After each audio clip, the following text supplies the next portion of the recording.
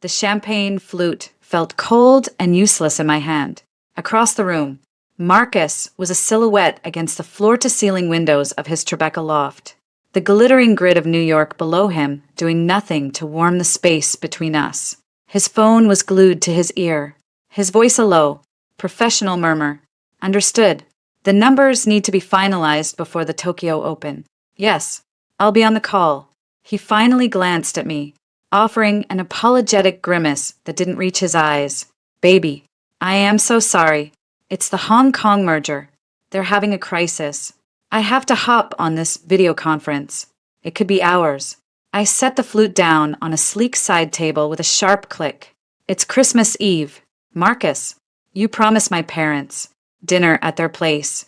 He crossed the room, his hands landing on my shoulders, his familiar citrus and sandalwood cologne enveloping me. I know, and I hate it, but this is the big one. Amanda, the one I've been working towards. A few more months of this grind, and we can buy that house in the Hamptons, have the wedding on the beach, everything. He kissed my forehead. You go. Give my sincerest apologies to Richard and Catherine. Tell them I'm devastated. I'll make it up to everyone tomorrow. I swear. The argument was old and tired. Work always won. The future, he painted, the house. The beach wedding, was the carrot he'd been dangling for the last 6 months. Ever since the once-in-a-lifetime deal landed on his desk. I was too drained to fight. The loneliness had become a constant. Quiet hum. Fine, I said, the word flat. Don't work all night. I'll try not to. Love you. He was already turning back to his laptop. The cab ride to my parents' townhouse on East 74th felt longer than usual. The city was a whirl of lights and last-minute shoppers, a cheerful spectacle that just emphasized my hollow mood. I had turned 25 last month. I had a job I liked at a small but respected gallery in Chelsea, a fiancé who was a rising star at his hedge fund, and a family name that opened doors. By all accounts, I was living the dream. So why did it feel like I was perpetually on the outside? Looking in, Jeffries, our longtime butler, opened the massive oak door with a warm smile. Miss Amanda, a bit late. They've just gone in to dinner. The house was a masterpiece of understated holiday decor, tasteful garlands. A towering spruce in the grand foyer decorated with heirloom ornaments. The scent of pine and beeswax polish. Laughter and the clink of crystal drifted from the formal dining room. I slipped off my coat, handing it to Jeffries. No Marcus tonight? He asked gently. Work emergency, I muttered, avoiding his knowing eyes. I paused at the dining room entrance. The scene was in Norman Rockwell painting come to life. If Rockwell painted the 1%, my father, Richard Walker, sat at the head of the long mahogany table, carving the prime rib with theatrical precision. My mother, Catherine, was the picture of elegant hostess, her smile radiant as she listened to my brother Jason recount some story. His wife, Sophie, elegant in emerald green, laughed politely, a hand resting on her not yet visible baby bump. They looked perfect, complete. My empty chair beside Sophie felt like an accusation. Ah, the prodigal daughter arrives. My father boomed, his voice filling the room. And without her better half. I see. Marcus sends his deepest apologies. A last-minute crisis with the Hong Kong deal. I said, sliding into my seat. The lie tasted bitter. On Christmas Eve, Jason smirked, swirling his Bordeaux. Sounds like someone's avoiding the Walker family interrogation. Jason, don't be cruel, my mother chided, but her eyes held a flicker of something. Disappointment? We're just glad you're here. Darling, how is the gallery? It's fine. Quiet. I accepted a plate from the server. The food looked exquisite and utterly unappealing. The conversation swirled around me.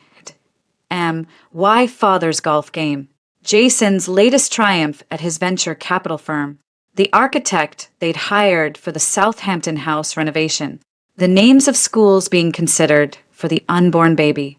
It was a liturgy of affluence and expectation. I contributed monosyllables. My engagement ring, a flawless 3-carat oval, felt heavy on my finger. So, Amanda, my father said, fixing me with his steel blue gaze, have you and Marcus given any more thought to the prenup? My guy can have a draft to his lawyer by the end of next week. I stiffened. We've talked about it. Dad, Marcus doesn't think it's necessary. He says his prospects are his own. Jason barked a laugh. Oh, I bet he does. Listen to the man. Amanda, it's not about mistrust. It's about protecting what's yours. Specifically, what grandmother left you. A cold trickle ran down my spine. The trust, the ever-present, rarely discussed elephant in the room. A multi-million-dollar nest egg from my maternal grandmother, locked away until I turned 28.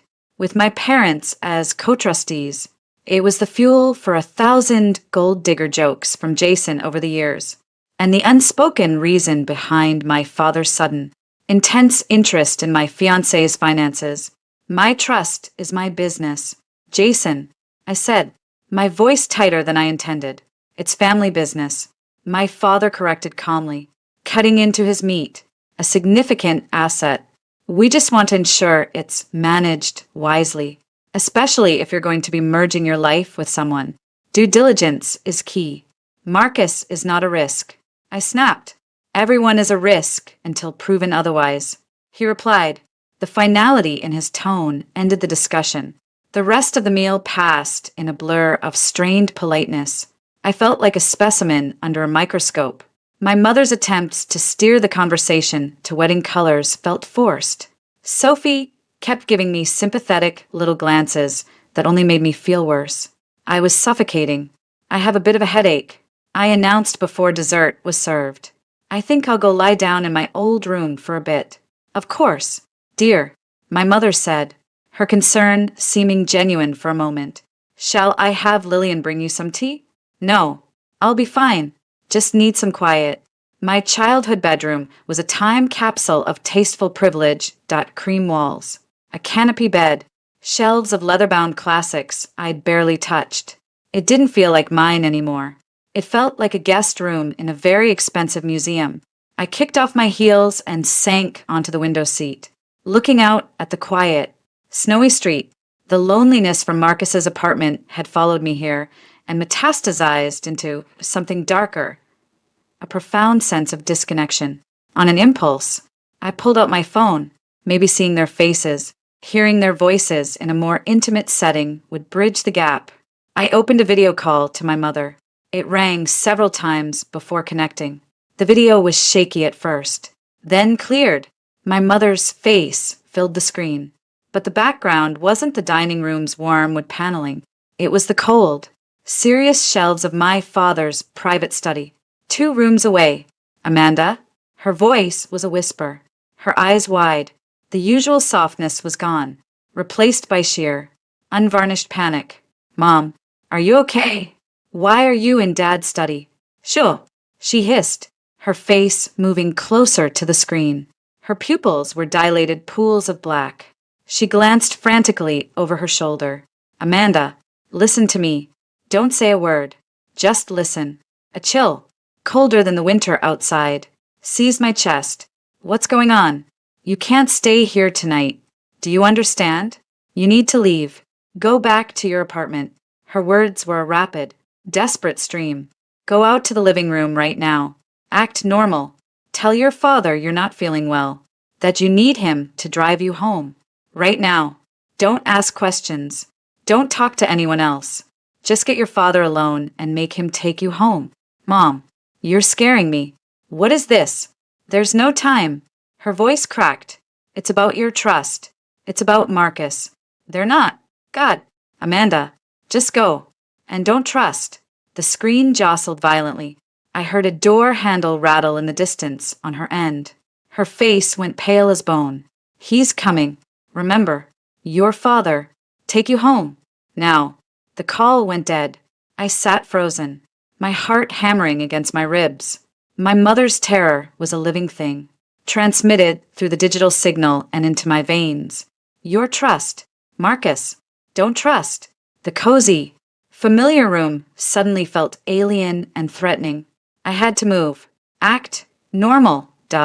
I stood on trembling legs, my mind racing. I needed a reason to get my father alone, away from Jason and Sophie. My abandoned dinner, my headache. That would work. I was about to head for the door when I remembered her urgency. Don't stay here tonight. What if I couldn't convince him to take me? What if I had to leave on my own? I needed options. Cash. Cards were traceable. Jewelry. I moved to the closet where I kept a few old things. In the back, on the top shelf, was a small, unassuming leather box. My grandmother's final gift to me, given on her deathbed when I was 16. For your independence, my darling, she'd whispered. Inside, nestled on dark velvet, was the Walker Rose set, a stunning art deco diamond necklace and matching drop earrings. Not the showy pieces my mother wore to galas, but rarer, more valuable. My father had always insisted they were too much for a girl my age and had suggested they remain here, safe. Now, that felt sinister. I grabbed the box and shoved it into my small evening bag. It was a reckless, stupid thing to do, but my mother's warning had stripped away all reason. This was my lifeline. Taking a deep, shuddering breath, I opened my bedroom door. The hallway was dim and quiet. I could still hear the faint murmur of conversation from the dining room. I forced my feet to carry me toward it, my heels silent on the thick runner. I was almost at the arched entrance to the living room, which connected to the dining room, when I heard my father's voice. It was low, measured, and coming from the library just off the living room. The door was slightly ajar. I caught a glimpse of my brother Jason's profile. Instinct screamed at me to keep walking, to announce my presence, but my mother's terror held me rooted. I pressed myself against the cool wall, just out of sight. The clauses are ironclad, my father was saying, his voice devoid of its usual dinner table bonhomie. It was cold, analytical, the voice he used for boardroom takeovers. She gets full control at 28. No stipulations, no oversight. Catherine's mother saw to that, so we can't touch it at all. Jason's voice was tense, frustrated. Not unless she voluntarily relinquishes control, which she won't, or unless a court deems her unfit to manage her own affairs. That requires a significant, documented event, a pattern of instability, which is where our golden boy comes in. Jason said, a nasty edge to his words. Our golden boy. Marcus, my blood turned to ice. Precisely, my father replied. There was a soft clink, like ice in a glass. His role is to precipitate the event, the breakdown, the indiscretion, something public, something messy, something that clearly demonstrates poor judgment and emotional frailty. And he's on board with this? Completely? He's motivated. The bonus he receives upon successful facilitation is more than he'd make in a decade at that fund. Plus, we'll grease his path to whatever venture he wants next. He understands the stakes. He's a professional. The world tilted. The floor seemed to fall away. I clutched the doorframe for support, my knuckles white. Professional. The word echoed in the hollow space where my heart had been. Marcus. My Marcus. His late nights. His absences. His perfect, patient manipulation. It was all a job. And the timeline? Jason pressed. The pressure needs to increase after the holidays. The engagement is the perfect cover. Closer proximity. Shared finances. More opportunities for incidents. The trust fund matures in under 3 years. We need her declared unfit well before then. The ideal scenario is a voluntary committal to a private facility for rest, after which, as her trustees and closest family, we would, of course, assume full management of her assets. Jesus. Dad, Jason muttered, but there was no horror in it. It was calculation. And Mom? She's compliant? A long pause. Your mother understands the necessity. The alternative is bankruptcy, scandal, losing everything. This is for the family. Jason, for your child's future.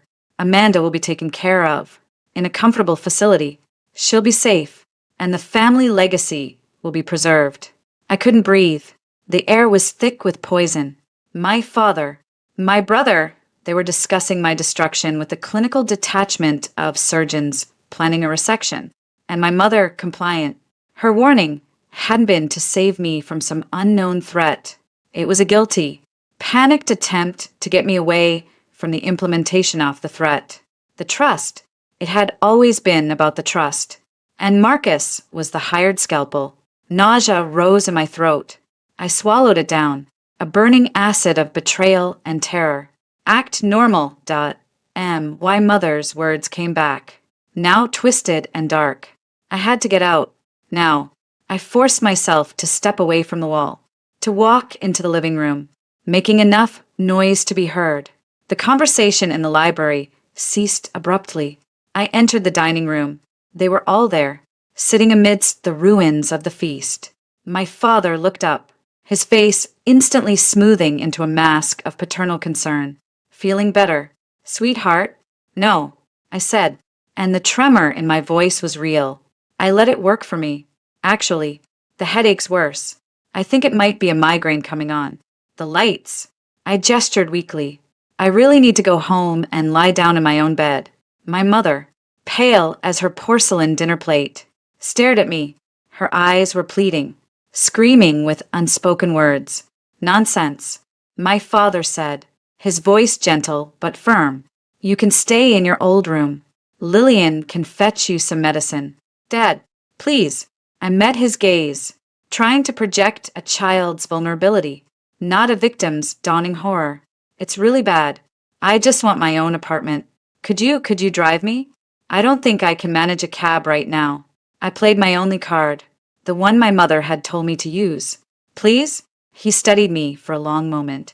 I saw the calculation in his eyes. Pushing too hard might seem suspicious. A minor concession now could maintain the illusion of normalcy. Finally, he sighed, the picture of a reluctantly indulgent parent. Of course, sweetheart, if you're sure. He stood, dropping his napkin on the table. Jason, you and Sophie enjoy the rest of the evening. Catherine, I'll be back shortly. The ride downtown in my father's silent, heated Mercedes was a form of torture. He made benign small talk about the holiday traffic. The weather. I answered in monosyllables, staring out the window at the blur of festive lights. You seem very anxious. Amanda, he said softly as we pulled up to my West Village building. Is it just the headache? Or is something else bothering you? The question was a trap. I could feel it. I turned to him, forcing a weak smile. Just the migraine. Dad. And maybe a little fight with Marcus earlier. About missing dinner. Stupid stuff. He reached over and patted my knee. The gesture made my skin crawl. Don't worry about Marcus. He's a busy man, building a future. For both of you, everything will work out perfectly. You'll see. Get some rest. Thanks for the ride, I whispered, scrambling out of the car. I didn't look back. I walked through the lobby, nodded at the night doorman, and took the elevator up to my floor. Once inside my apartment, I threw every lock, slid the chain, and leaned against the solid wood, gasping for air. The silence was deafening. The cozy familiarity of my own space felt like a lie. I stumbled to the kitchen, poured a large glass of water with shaking hands, and drank it down. My evening bag lay on the counter where I'd dropped it. I opened it and took out the leather box. Clicking it open, the Walker rose diamonds glittered under the kitchen lights, cold and beautiful in mine. They were no longer just heirlooms. They were contraband, evidence of my own theft from the gilded prison I'd just escaped. I thought of my mother's terrified eyes, of my father's calm, plodding voice, of Jason's complicit silence, of Marcus, my stomach clenched so violently I doubled over. The ideal scenario is a voluntary committal. He's a professional. I looked around my apartment, the art I'd chosen, the books on the shelves, the life I'd built. It was all under siege. The people I loved, the foundation of my entire world, were not just crumbling. They were actively, deliberately, trying to bury me alive for money. The tears didn't come. Instead, A cold, sharp clarity settled over me, cutting through the shock and grief. It was the clarity of survival. I had no plan. I didn't know who to trust. But I knew two things with absolute certainty. I could not go back, and the man I was supposed to marry was going to try to destroy me. I clutched the diamond necklace in my fist, the sharp edges biting into my palm. The pain was anchor. Outside, church bells began to toll, marking midnight. Christmas Day, silent night, holy night, all is calm, all is bright. I let out a choked, soundless laugh that was closer to a sob. Nothing was calm, and the only brightness came from the stolen jewels in my hand, the first and only tools in my fight for a life that was truly mine. Sleep was impossible. The night stretched before me, endless and full of terrifying whispers. The game was on, and I had just learned I was the intended sacrifice. I was alone, and I was awake. The shrill, relentless chirping of my phone shattered the fragile silence. I hadn't slept. I'd spent the night curled in an armchair by the window, the walker rose diamonds a cold, hard lump in the pocket of my robe, staring at the empty street below as if expecting my father's Mercedes or a fleet of police cars to materialize at any moment. The sky had lightened from black to a sickly gray. It was Christmas morning. My body protested as I unfurled myself, every muscle stiff with tension. The phone buzzed and skittered on the glass coffee table. The screen was a nightmare of notifications, dozens of missed calls, a flood of text messages, and, dominating the lock screen, a news alert from the New York Times. My thumb, cold and clumsy, swiped the screen. The headline burned into my retinas. Christmas heist at Upper East Side mansion. Heirloom jewels vanish. Inside job suspected. A cold wave of understanding. So, complete, it was almost peaceful. Washed over me. This was it. The opening move. I tapped the article with a numb finger. The exclusive home of financier Richard Walker and socialite Catherine Walker was the scene of a brazen theft last night. Sometime during the family's Christmas Eve dinner, a rare set of sapphire and diamond jewelry, valued in the millions and known as the Walker Blues, was stolen from a secured safe in the master bedroom. Police were called to the scene early Christmas morning. While no suspects have been named, sources close to the investigation indicate they are pursuing the possibility of an inside job. Given the lack of forced entry and the precise nature of the theft, Catherine Walker, visibly distraught, issued a brief statement to reporters. These pieces were not just valuable, they were my grandmother's, a piece of our family history. Our Christmas is shattered. We just want them back. No questions asked. A photo accompanied the text. My mother, wrapped in a cashmere shawl, standing on the townhouse steps. Her face was pale, her eyes red-rimmed. She looked every inch the devastated victim. The performance was flawless. My phone buzzed again, a text message slicing through the numbness. It was from Jason. Jason, Amanda, you see the news? Bad business. Really bad. Mom's a wreck. Dad's furious. Cops are all over the place. Jason, look, we need to talk. Privately. Where are you? My fingers trembled as I typed. The lie coming automatically. Me.at my apartment. Just saw. That's horrible. Is Mom okay? 3 dots appeared. Pulsed. Then his reply came. Jason, she will be, when the jewelry is returned. The cops are leaning hard on the inside job angle. Makes sense, right? No broken windows. Alarm was on, but not tripped. Someone with the code. Jason, we all know you were in the house last night, and you left in a hurry. The accusation wasn't even veiled. It was a blunt instrument. I had a migraine. Dad drove me home. What are you saying? Jason? His response was immediate. Jason, I'm saying Dad doesn't want to involve the police any more than necessary. Family scandal and all that. But Sophie, she's hysterical. Talking about security breaches and betrayal. You know how she gets. Jason, if you took something. Amanda, as some kind of, I don't know, stupid cry for attention or a fucked up joke. Now is the time to give it back. Slip it to me. No one has to know. We can end this before it gets ugly. I stared at the screen. A cry for attention. They were already building the narrative. The unstable daughter, jealous of the attention on her pregnant sister-in-law, acting out. My breath came in short, sharp gasps. I thought of the diamonds in my pocket. Had they planted something? Was my bag even now lined with invisible sapphire dust? Paranoia, sharp and acidic, rose in my throat. Me that I didn't take anything. Jason, I don't know what you're talking about. A long pause. Then, Jason, suit yourself. But it's going to get ugly. The cops have to do their job. They'll be wanting to talk to everyone who was in the house. And your sudden departure is going to look interesting. Jason, last chance. Amanda, be smart. The threat was clear. I threw the phone onto the couch as if it were a live spider. It landed face up, and another notification bloomed on the screen, the news alert from page 6. The headline was crueler. Walker family Christmas curse? Heirs Trust Fund drama amidst jewel thief mystery. They were connecting the dots in real time, and someone was feeding them the dots. I needed to talk to Marcus. He was my fiancé. He was supposed to be my ally, even as the thought formed. A part of me, the part that had heard my father's cold, plotting voice, recoiled. He's a professional, but I had to know. I had to hear his voice, have him tell me it was all a nightmare, that he was on his way over right now. I called him. It rang once and went straight to voicemail. His smooth, recorded baritone. You've reached Marcus Thorne. Leave a message. I called again. Same thing. And again, a different kind of coldness seeped into my bones. I opened our messaging app. Our last exchange was from yesterday afternoon.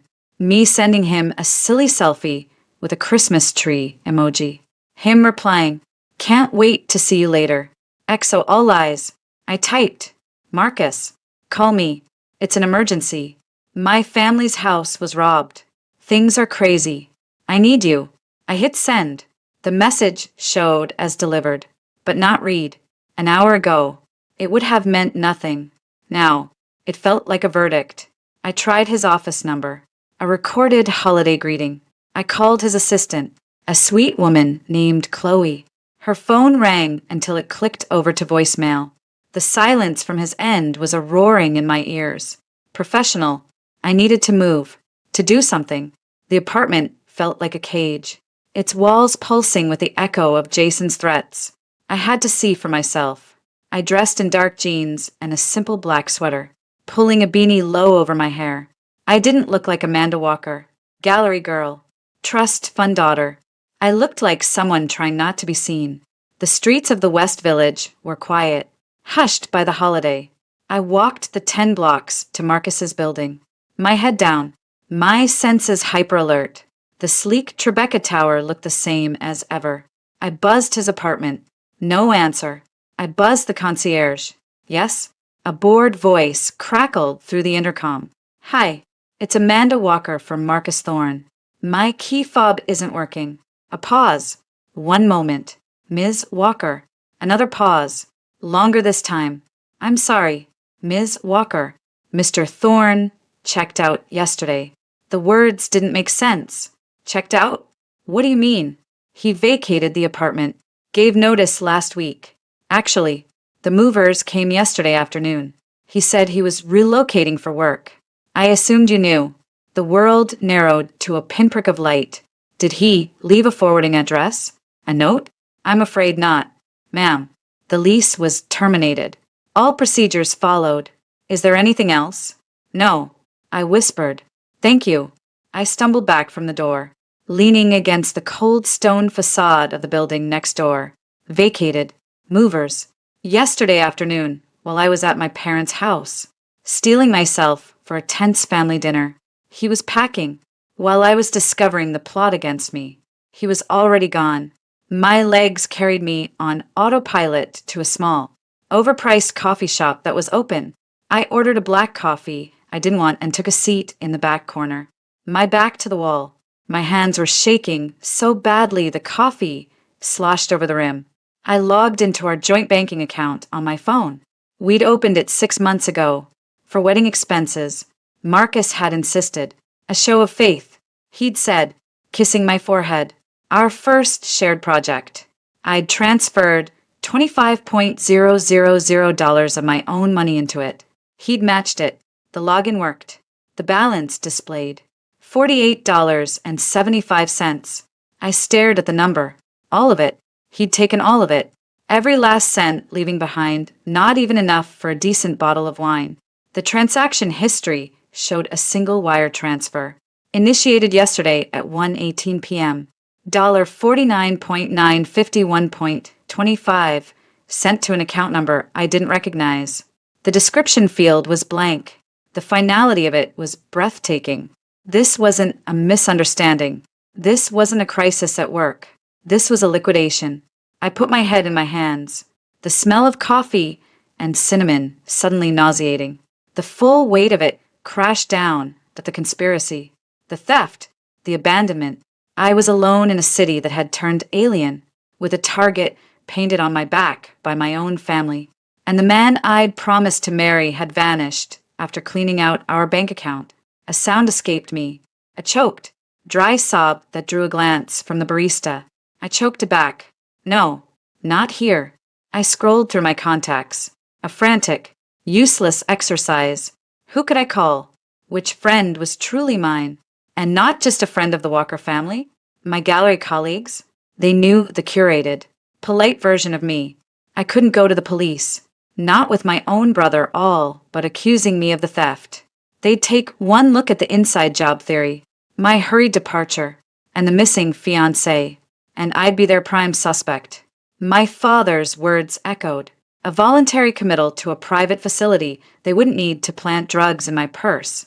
All they'd need was a hysterical, irrational daughter making wild accusations about her own family, coupled with the stress of a stolen inheritance and a runaway fiancé. They'd have me committed for a rest cure before I could say trust fund. I needed help, but not the kind you find in your social circle.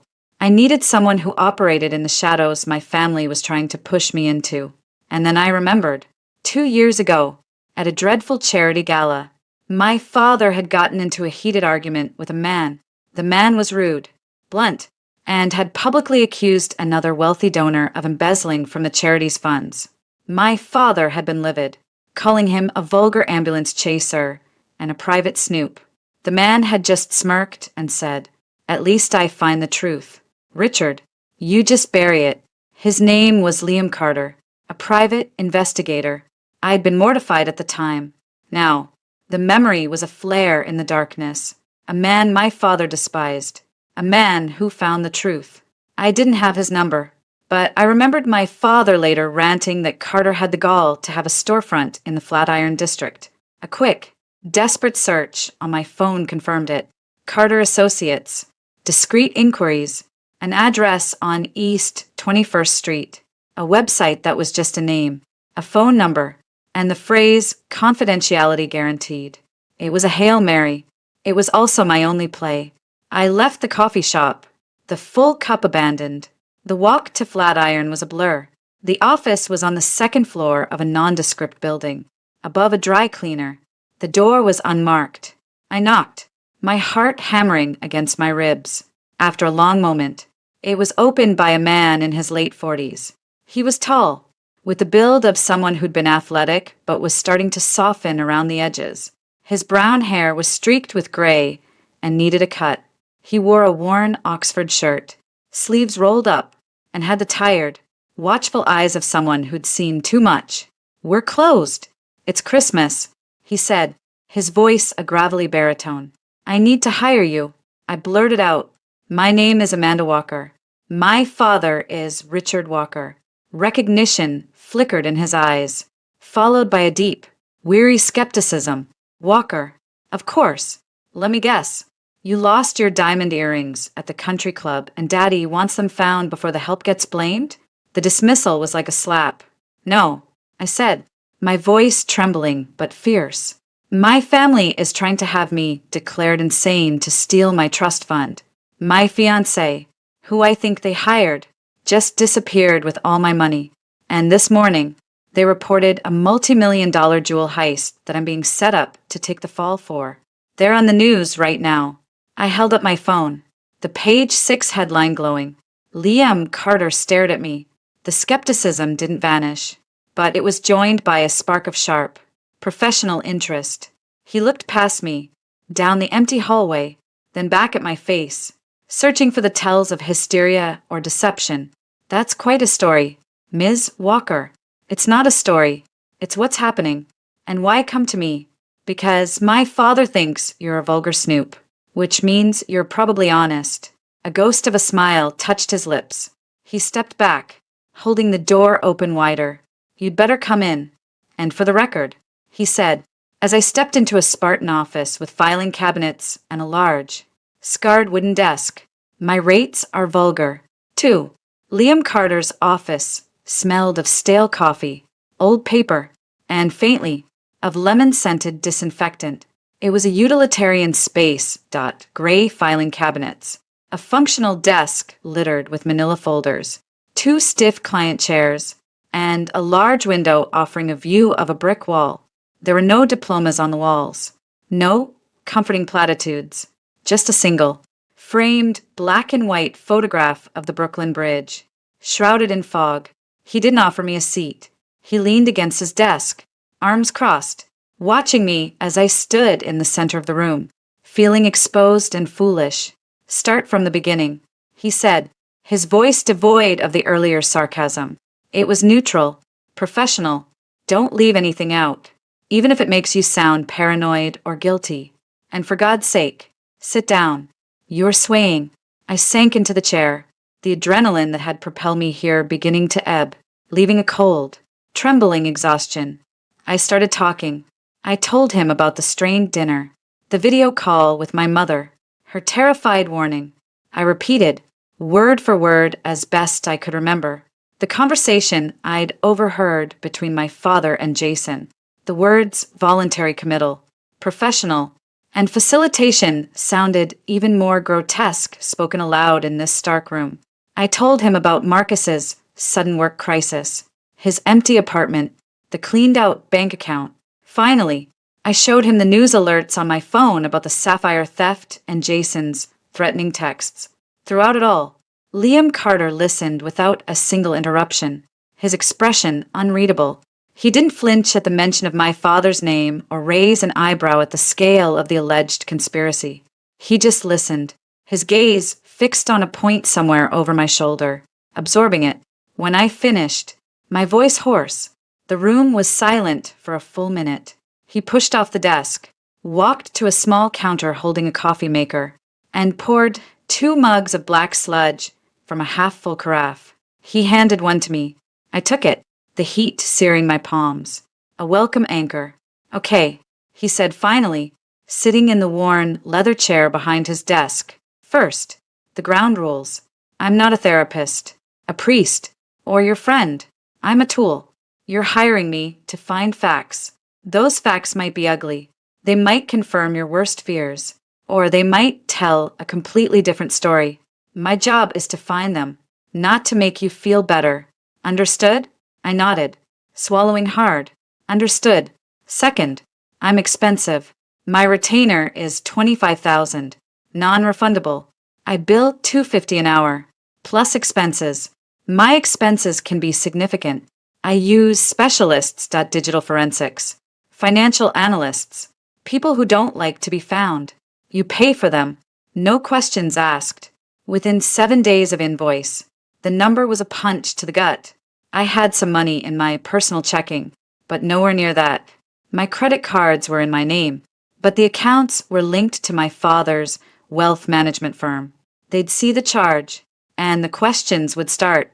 I don't have that kind of liquid cash right now. My fiancé just emptied our joint account, and my personal accounts are monitored. He finished for me. Yeah, I figured. The retainer isn't negotiable. It's a filter.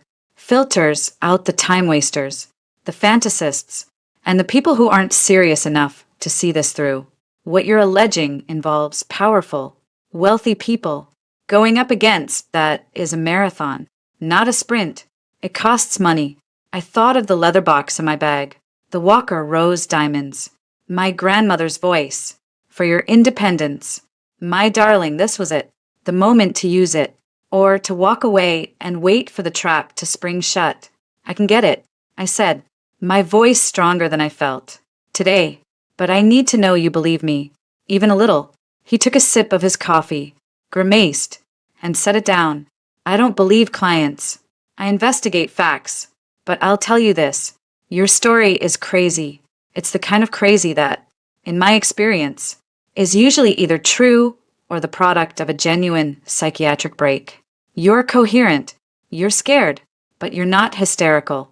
The details you provided are specific and actionable.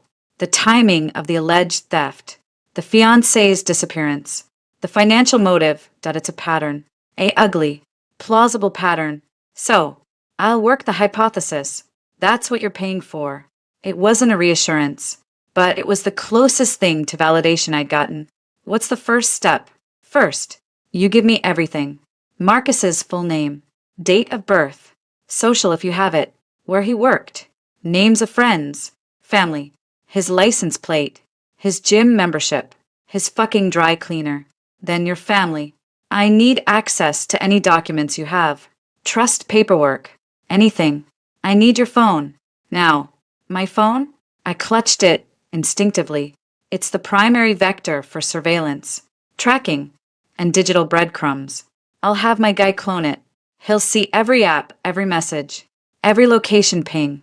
He'll also be able to tell if there's any spyware on it, which, if your family is as serious as you say, there might be. The thought made me nauseous.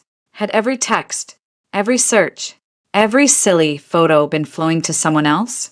To my father? To Marcus? I handed over the phone, feeling a layer of my privacy stripped away. He's good. You'll get it back in a few hours. Clean. In the meantime, he reached into a drawer and tossed a cheap, prepaid flip phone onto the desk. Use this. For me. For anyone you Javito contact. Don't call your parents, your brother, or any of your usual friends from it. Assume your regular number is compromised. I picked up the plastic brick. It felt like a prop from a bad spy movie. Okay, next. We need to establish Marcus's baseline. You say he's a pro. Pros have histories, patterns. They also have exit strategies. Him vanishing so cleanly suggests planning. I'll start digging, but you need to do something for me. What?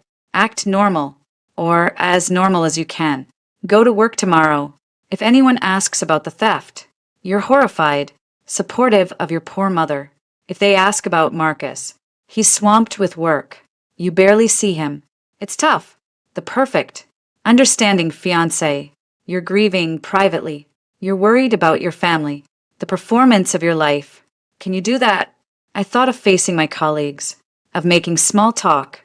It seemed impossible, but the alternative, that hiding in my apartment, jumping at every sound that was worse. Yes. Good. Now, the retainer. I need it by close of business today, or we don't start. How are you getting it? I unzipped my bag and pulled out the leather box. I opened it, the diamonds sparkling even in the dull office light. This was my grandmother's, the Walker Rose set. It's not the sapphires they're claiming were stolen. It's mine, free and clear. Or it was, until my father decided it wasn't. It's worth a lot more than $25,000. Liam didn't touch the box. He just looked at the jewels, then at my face. Pawnbrokers will give you a fraction of its value, and it leaves a paper trail, a very shiny, noticeable paper trail. I know a guy, I said, the phrase feeling alien in my mouth. At a gallery in the Diamond District. He's discreet. He's appraised pieces for my mother before. He'll give me a fair price for a quick, private sale. No questions asked. If the price is right for him. A flicker of what might have been respect crossed his face. All right, go. Do it. Bring me cash. Then we start. And Ms. Walker? He leaned forward, his eyes intent. From this moment on, trust no one. Not the friend you've known since kindergarten. Not the sweet old lady at your bakery. Assume every interaction is being watched, recorded, or manipulated. The only person on your side right now is the one you're paying. And that's a temporary arrangement. Understood? Understood. The man in the Diamond District was named Soul. His shop was tiny, tucked between two larger, flashier establishments, and smelled of cigar smoke and polish. He was a small, bird-like man with eyes that missed nothing. I'd met him twice before with my mother. He remembered me. Amanda Walker, he said, not smiling, a little far from the Upper East Side. No. And on Christmas, his gaze dropped to the bag in my hand. I need to sell something. Soul. Quickly and quietly. I placed the box on the glass counter between us. He didn't open it immediately. Your mother knows you're here? This isn't my mother's. It was my grandmother's. Left to me. I have the provenance paperwork. I slid a folded document across the counter. It was a copy I'd kept in my safe deposit box. He opened the box. His expression didn't change, but his breathing shallowed slightly. He took out a loupe and examined each piece with painstaking care under a bright light. Minutes ticked by. These are very good, he said finally. Very, very good. Not the most fashionable cut today, but the stone's exceptional. A true legacy piece. The market for such things it is specific. I know what it's worth. Soul. I need a price. Today. In cash. He named a figure. It was about 60% of the insurance appraisal. It was also more than enough to cover Liam's retainer and keep me afloat for months. I didn't haggle. I couldn't afford to. Deal. He nodded, closed the box with a soft click that felt like a coffin lid closing on a part of my life. He disappeared into a back room and returned with a thick, plain white envelope. I didn't count it. The weight of it was enough. A piece of advice from an old man who has seen many things. He said as I tucked the envelope into my bag, jewels like this, they carry stories, often heavy ones. I hope you are trading this weight for a lighter one. So do I, Soul. So do I. Liam didn't comment on the cash. He took the envelope, counted it with practiced efficiency, and wrote out a receipt. Retainer received. The clock starts now. He slid a thick contract across the desk. Standard PI agreement. Scope of work. Confidentiality. My right to cease work if you become a liability or fail to pay invoices. Read it. Sign it. I scanned the dense legalese. It was all as he'd said. I signed. All right, he said, filing his copy. First update. My guy, who goes by Wraith, is working on your phone. Preliminary glance shows no obvious commercial spyware, but he's doing a deeper dive. More importantly, I started making calls. Marcus Thorne. My heart clenched at the name. What did you find? He resigned from Orion Capital a week ago. Effective immediately. Told his managing director he had a generational wealth event and was moving to Monaco to manage his own fund. A generational wealth event. I repeated, the euphemism tasting like ash. Exactly. HR was cagey, but for the right incentive. A temp in the department was more chatty. His exit was smooth. No projects handed off. His corporate apartment lease was terminated concurrently with his resignation. Very neat. And before Orion, you said you'd look for a pattern. That's the interesting part. Marcus Thorne. Social security number. Ivy League pedigree. Clean as a whistle. Almost too clean. But a guy with that profile should have a deeper digital footprint. Old college club photos. Mentions in society pages before he met you. Something. His is shallow. It starts about 8 years ago. Before that, it's like he materialized out of thin air. What does that mean? It means Marcus Thorne might be a very good piece of work, a constructed identity. It takes money and connections to build one that holds up to basic scrutiny, the kind of money and connections your family has. He leaned back.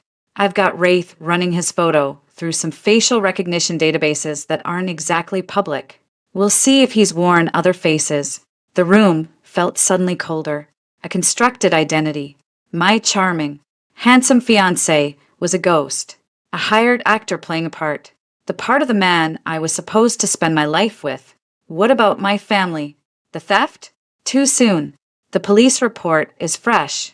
I have a contact in the precinct who might be persuaded to share the initial details, how entry was supposedly gained, what wasn't taken, that kind of thing. That'll tell us if it's a real burglary staged to look like an inside job, or a complete fabrication. In the meantime, he handed me a list. I need you to write down everything you can remember about Marcus. Habits, quirks, stories he told about his childhood, names he mentioned, anything that seemed off, even at the time. Did he ever slip and call you by a different name? Mention a city or a street he shouldn't know.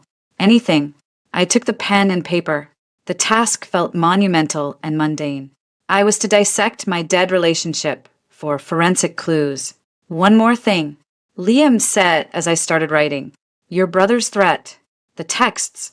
He's pushing you. He wants you rattled. Wants you to do something stupid, like run. Or show up at the townhouse screaming accusations. Don't. Your play right now is innocence and confusion. You're the bewildered, grieving daughter and fiancé. You're worried about your mother. Your hurt Marcus isn't here for you. You're the victim. Play that part until it's second nature. Because the moment you stop playing the victim they've assigned you, you become the threat they need to eliminate. I finished scribbling the first painful memories. Marcus's inexplicable hatred of lilies, funeral flowers, he'd said with a shudder once. His perfect but oddly unplaceable accent.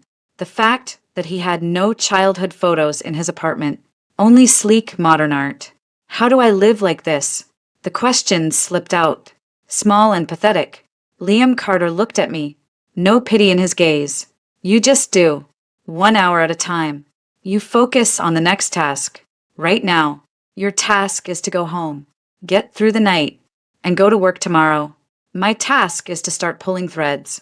We'll talk tomorrow. He handed me back my smartphone. It's clean.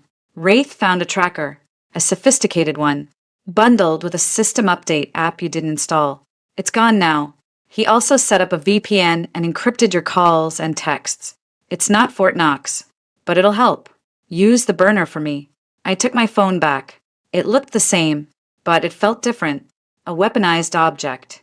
As I walked out into the gloomy Christmas afternoon, the envelope of cash heavy in my bag, the cheap burner phone a lump in my pocket, I felt utterly alone. But I also felt, for the first time since I'd seen my mother's terrified face on the screen, a flicker of something other than sheer terror. It was a cold, hard sliver of purpose. They thought I was a pawn to be sacrificed. Liam Carter was teaching me the first rule of the game they'd forced me to play. Even a pawn could reach the other side and become something else entirely. I had my retainer, I had my investigator, and I had a role to play. The performance started now. The air in the Caldwell Gallery was always a precise 68 degrees, humidified to protect the delicate works on paper. This morning, the chill felt personal. I stood before a newly acquired Twombly scribble, trying to lose myself in its chaotic grace. But all I saw was financial desperation. How much did my father lose? The thought was a worm, burrowing into every quiet moment. Amanda? Earth to Amanda. I blinked. Chloe, the gallery's intern, was hovering with a worried frown. Sorry, miles in my head. It's okay. Mr. Caldwell was looking for you. Said the provenance files for the Klee sketches are a mess. She lowered her voice. Also, your phone's been buzzing in your bag for 10 minutes straight. Everything all right? No, nothing is all right. I forced a smile. Just family stuff. Holidays. You know, a total circus. The lie was becoming easier, more fluid. I'll find Miles. My phone, when I retrieved it from my desk drawer, showed 3 missed calls from my mother and a string of texts. I ignored my mother's calls and opened the texts, all from various friends. Emily OMG just saw the news. The Walker Blue's stolen. Is your mom okay? That's so scary. Becca, thinking of you. Hey, let me know if you need anything. So awful. Todd from Yale heard about the burglary. Nuts. Also, saw page 6 rough week. Hang in there. The concern was a veneer over sheer, voracious curiosity. They were mining for gossip, for a sliver of the drama to share over their own brunches. I crafted generic, gracious replies, performing the daughterly concern Liam had prescribed. It felt like typing with someone else's fingers. The burner phone in my inner jacket pocket remained silent. Liam had said he'd call with updates. The silence was its own torture. Mr. Caldwell, a man whose aesthetic sensitivity was inversely proportional to his patience for administrative errors, berated me for 20 minutes over misplaced invoices. I absorbed it, nodding, apologizing. The familiar stress of work was almost a relief, a normal, petty problem in a world that had become monstrous. It wasn't until late afternoon, hiding in the gallery's stockroom under the guise of checking a shipment, that the burner finally vibrated. "It's me." Liam's gravelly voice came through. "No greeting. You alone. Stockroom. What do you have?" "A lot. First, Marcus." Wraith hit pay dirt on the facial recognition. "Your fiancé has a past. He's popped up before, under different names. Marcus Turner in San Diego. 5 years ago, linked to a romance scam that targeted a widowed hotel heiress. Investigation went nowhere after she refused to press charges, citing embarrassment.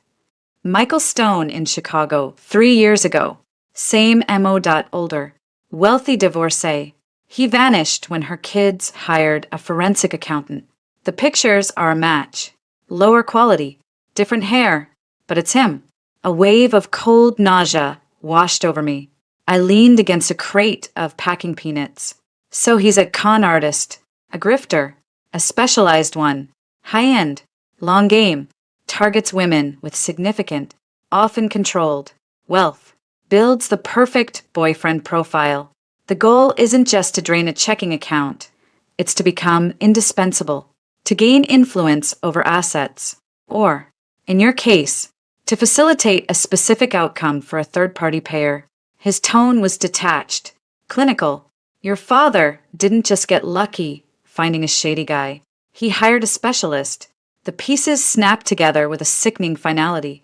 Marcus's patience, his focus on my future, his insistence on blending our lives, it was all part of the script. I was just the mark. What else? The finances. This is where it gets ugly for the Walker clan. I called in a favor with a forensic accountant I've used before. She's a ghost, doesn't exist on paper. She took a look at what's publicly available for your father's investment fund, Walker Capital Holdings, and cross-referenced with some less public loan registries. He paused, and I could hear the rustle of papers. Richard Walker is leveraged to the hilt. He made a series of catastrophic bets on green energy, startups that never materialized, lost tens of millions. To cover the losses and maintain liquidity, he took out a series of high-interest, short-term loans from an entity called Corinthian Partners. I've never heard of them. You wouldn't. They're a private lender of last resort. Shark territory. Their terms are brutal. He's been using one loan to pay the interest on another. A classic Ponzi structure. Our best estimate is he's about 90 days from a cascade failure. The banks would call in their lines.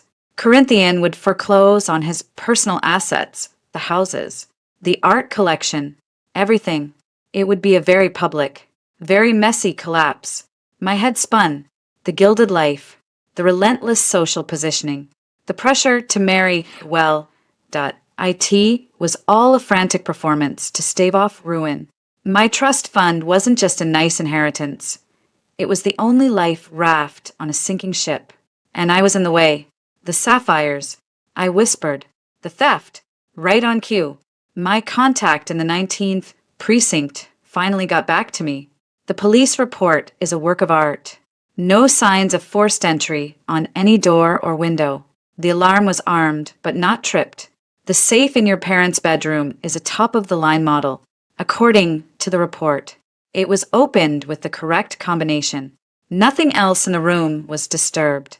No fingerprints except family members and staff. Their working theory is absolutely an inside job. And guess whose fingerprints were found in the bedroom? On a perfume bottle on your mother's vanity? Mine. I said, the breath leaving my lungs. I was in there before dinner. She wanted to show me a new scent. Bingo. So, the physical evidence or lack thereof points to someone with access and knowledge. You were there. You left abruptly. Your fiancé, who has now vanished, had financial motives. The narrative writes itself. The emotionally unstable daughter, possibly influenced by her shady fiancé, steals the family jewels to fund his escape or as an act of revenge. They planted the seed with Jason's texts. I realized, anger cutting through the fear. He was setting the stage, giving me a chance to confess so they could control the story. Exactly. And the insurance policy on those sapphires? Catherine Walker increased the insured value by $2 million 3 weeks ago. A routine update, according to her broker. Very convenient timing. A desperate, fractured laugh escaped me. So it's a double play. Discredit and possibly imprison me to gain control of the trust, and collect a massive insurance payout to plug the financial leaks, all while looking like the wronged, resilient family in the press. That's the hypothesis the facts are supporting. Liam confirmed. There was no triumph in his voice, just grim satisfaction at a puzzle coming together. It's elegant, ruthless, but elegant. I slid down the crate to sit on the concrete floor, the cold seeping through my wool trousers. What do? I can't go to the police with this. It's my word against theirs, and they have a framed police report. You don't go to the police. Not yet. You need irrefutable proof. A smoking gun. Right now. We have strong circumstantial evidence and a compelling motive. We need something that directly ties your father to Marcus, or proves the theft is a fraud. How do we get that? 2 paths. First, we find Marcus. He's the linchpin. If we can flip him, get him to testify or provide evidence of the arrangement with your father, the whole house of cards collapses. He's a professional, but professionals hate prison. We need leverage. And the second path? The inside. Your family. Someone in that house knows more than they're saying. Your mother's warning proves she's conflicted. Your sister-in-law. Sophie, what's her stake in this? If the family goes bankrupt, she loses her cushy life too. But does she know the full price? We need to exploit a crack in their unity. The thought of manipulating Sophie, of trying to turn my mother, made my stomach churn. It felt dirty, like becoming them. I don't know if I can do that. Then you'd better get comfortable with the idea of a psychiatric evaluation. Liam said bluntly, this is a war. Amanda, they're not fighting fair. You can't afford to either. Now, listen, I have a lead on Marcus. Credit card trace. He's not in Monaco. He used a card with his Marcus Thorne identity to buy gas in Daytona Beach, Florida, 2 days ago. A single, small purchase, probably testing if the card was still active or establishing an alibi trail. But it's a thread. I'm following it. Florida. It felt a million miles away. What do you need from me? Keep playing your part, but start listening. Carefully. If you talk to your mother, pay attention to what she doesn't say. If you see Sophie, gauge her fear, and think, is there anything that a document, a computer, a safe, a conversation you half remembered that could be evidence? Marcus must have slipped up sometime. Your father must have kept a record somewhere. I thought until my head ached. Marcus, he was paranoid about his laptop. Always had it with him. Never let me use it. He had a weird, specific password a phrase. Kingfisher at dawn. He said it was from a poem he liked, but I could never find it. Does that help? It might. It's a data point. I'll pass it to Wraith. Keep thinking. He paused. And watch your back. If they're this desperate, and they sense you're not following the script, they may accelerate their timeline. Don't go anywhere alone at night. Check your car for trackers. Assume you're being followed. The call ended, leaving me in the silent, chilly stockroom. The world had shrunk to a ledger sheet of betrayals and a map pointing to Florida. My father was a bankrupt fraud. My mother was a co-conspirator with a guilty conscience. My fiancé was a ghost with multiple faces, and I was the asset they needed to liquidate. I stood up, brushing the dust from my clothes. The performance wasn't just for survival anymore. It was reconnaissance. I had to go back out there, into the gallery, into my life, and smile. I had to be Amanda Walker, the poor, distressed daughter, while underneath, I was becoming someone else that a hunter in my own family's jungle, learning to track the predators who raised me. I opened the stockroom door, the buzz of the gallery washing over me. Miles Caldwell was waving me over, looking irritated. A potential client, a woman in a fur coat, was pointing at the Twombly. I took a deep breath, fixed my face into a mask of polite attention, and walked toward them. The ledger was open. The numbers were damning. And for the first time, I was starting to understand the math. Silence was no longer an ally. For days, I'd been a ghost in my own life, moving through the gallery, my apartment, the city streets, shrouded in Liam's prescribed performance of confused grief. It was a passive defense, a waiting game, and waiting, I realized, was a luxury I couldn't afford. The ledger of their crimes was full. I needed my own evidence. I needed to go on the offensive. The idea came to me while staring at a hideously expensive abstract sculpture at the gallery. Its form was all sharp, jutting angles, aggressive and unapologetic. Be like that, I thought. Stop being the canvas they're painting their story on. Become the splatter that ruins the painting. I called Liam from a payphone near Battery Park, the salt wind whipping my hair. The passive approach isn't working, I said, my voice steadier than I felt. They're building their case in the press, and probably with their lawyers. I need to get inside. Literally. Bad idea. Liam's voice crackled back. Walking into the lion's den is a rookie move. It's the only move I have. They think I'm rattled and hiding. If I show up, acting devastated but cooperative, it throws them off. I can look for something. Anything. My father keeps paper files in his study. Old school. He doesn't trust the cloud with everything. And if you get caught, then I'm a distraught daughter looking for a family photo to comfort herself. It's a risk, but sitting in my apartment waiting for them to have me committed is a guarantee. There was a long sigh on the other end. You're paying me for advice, not permission. My advice is, don't. But if you're going to be an idiot, be a smart one. Wear something with deep pockets. Use your phone's camera. Don't take anything physical.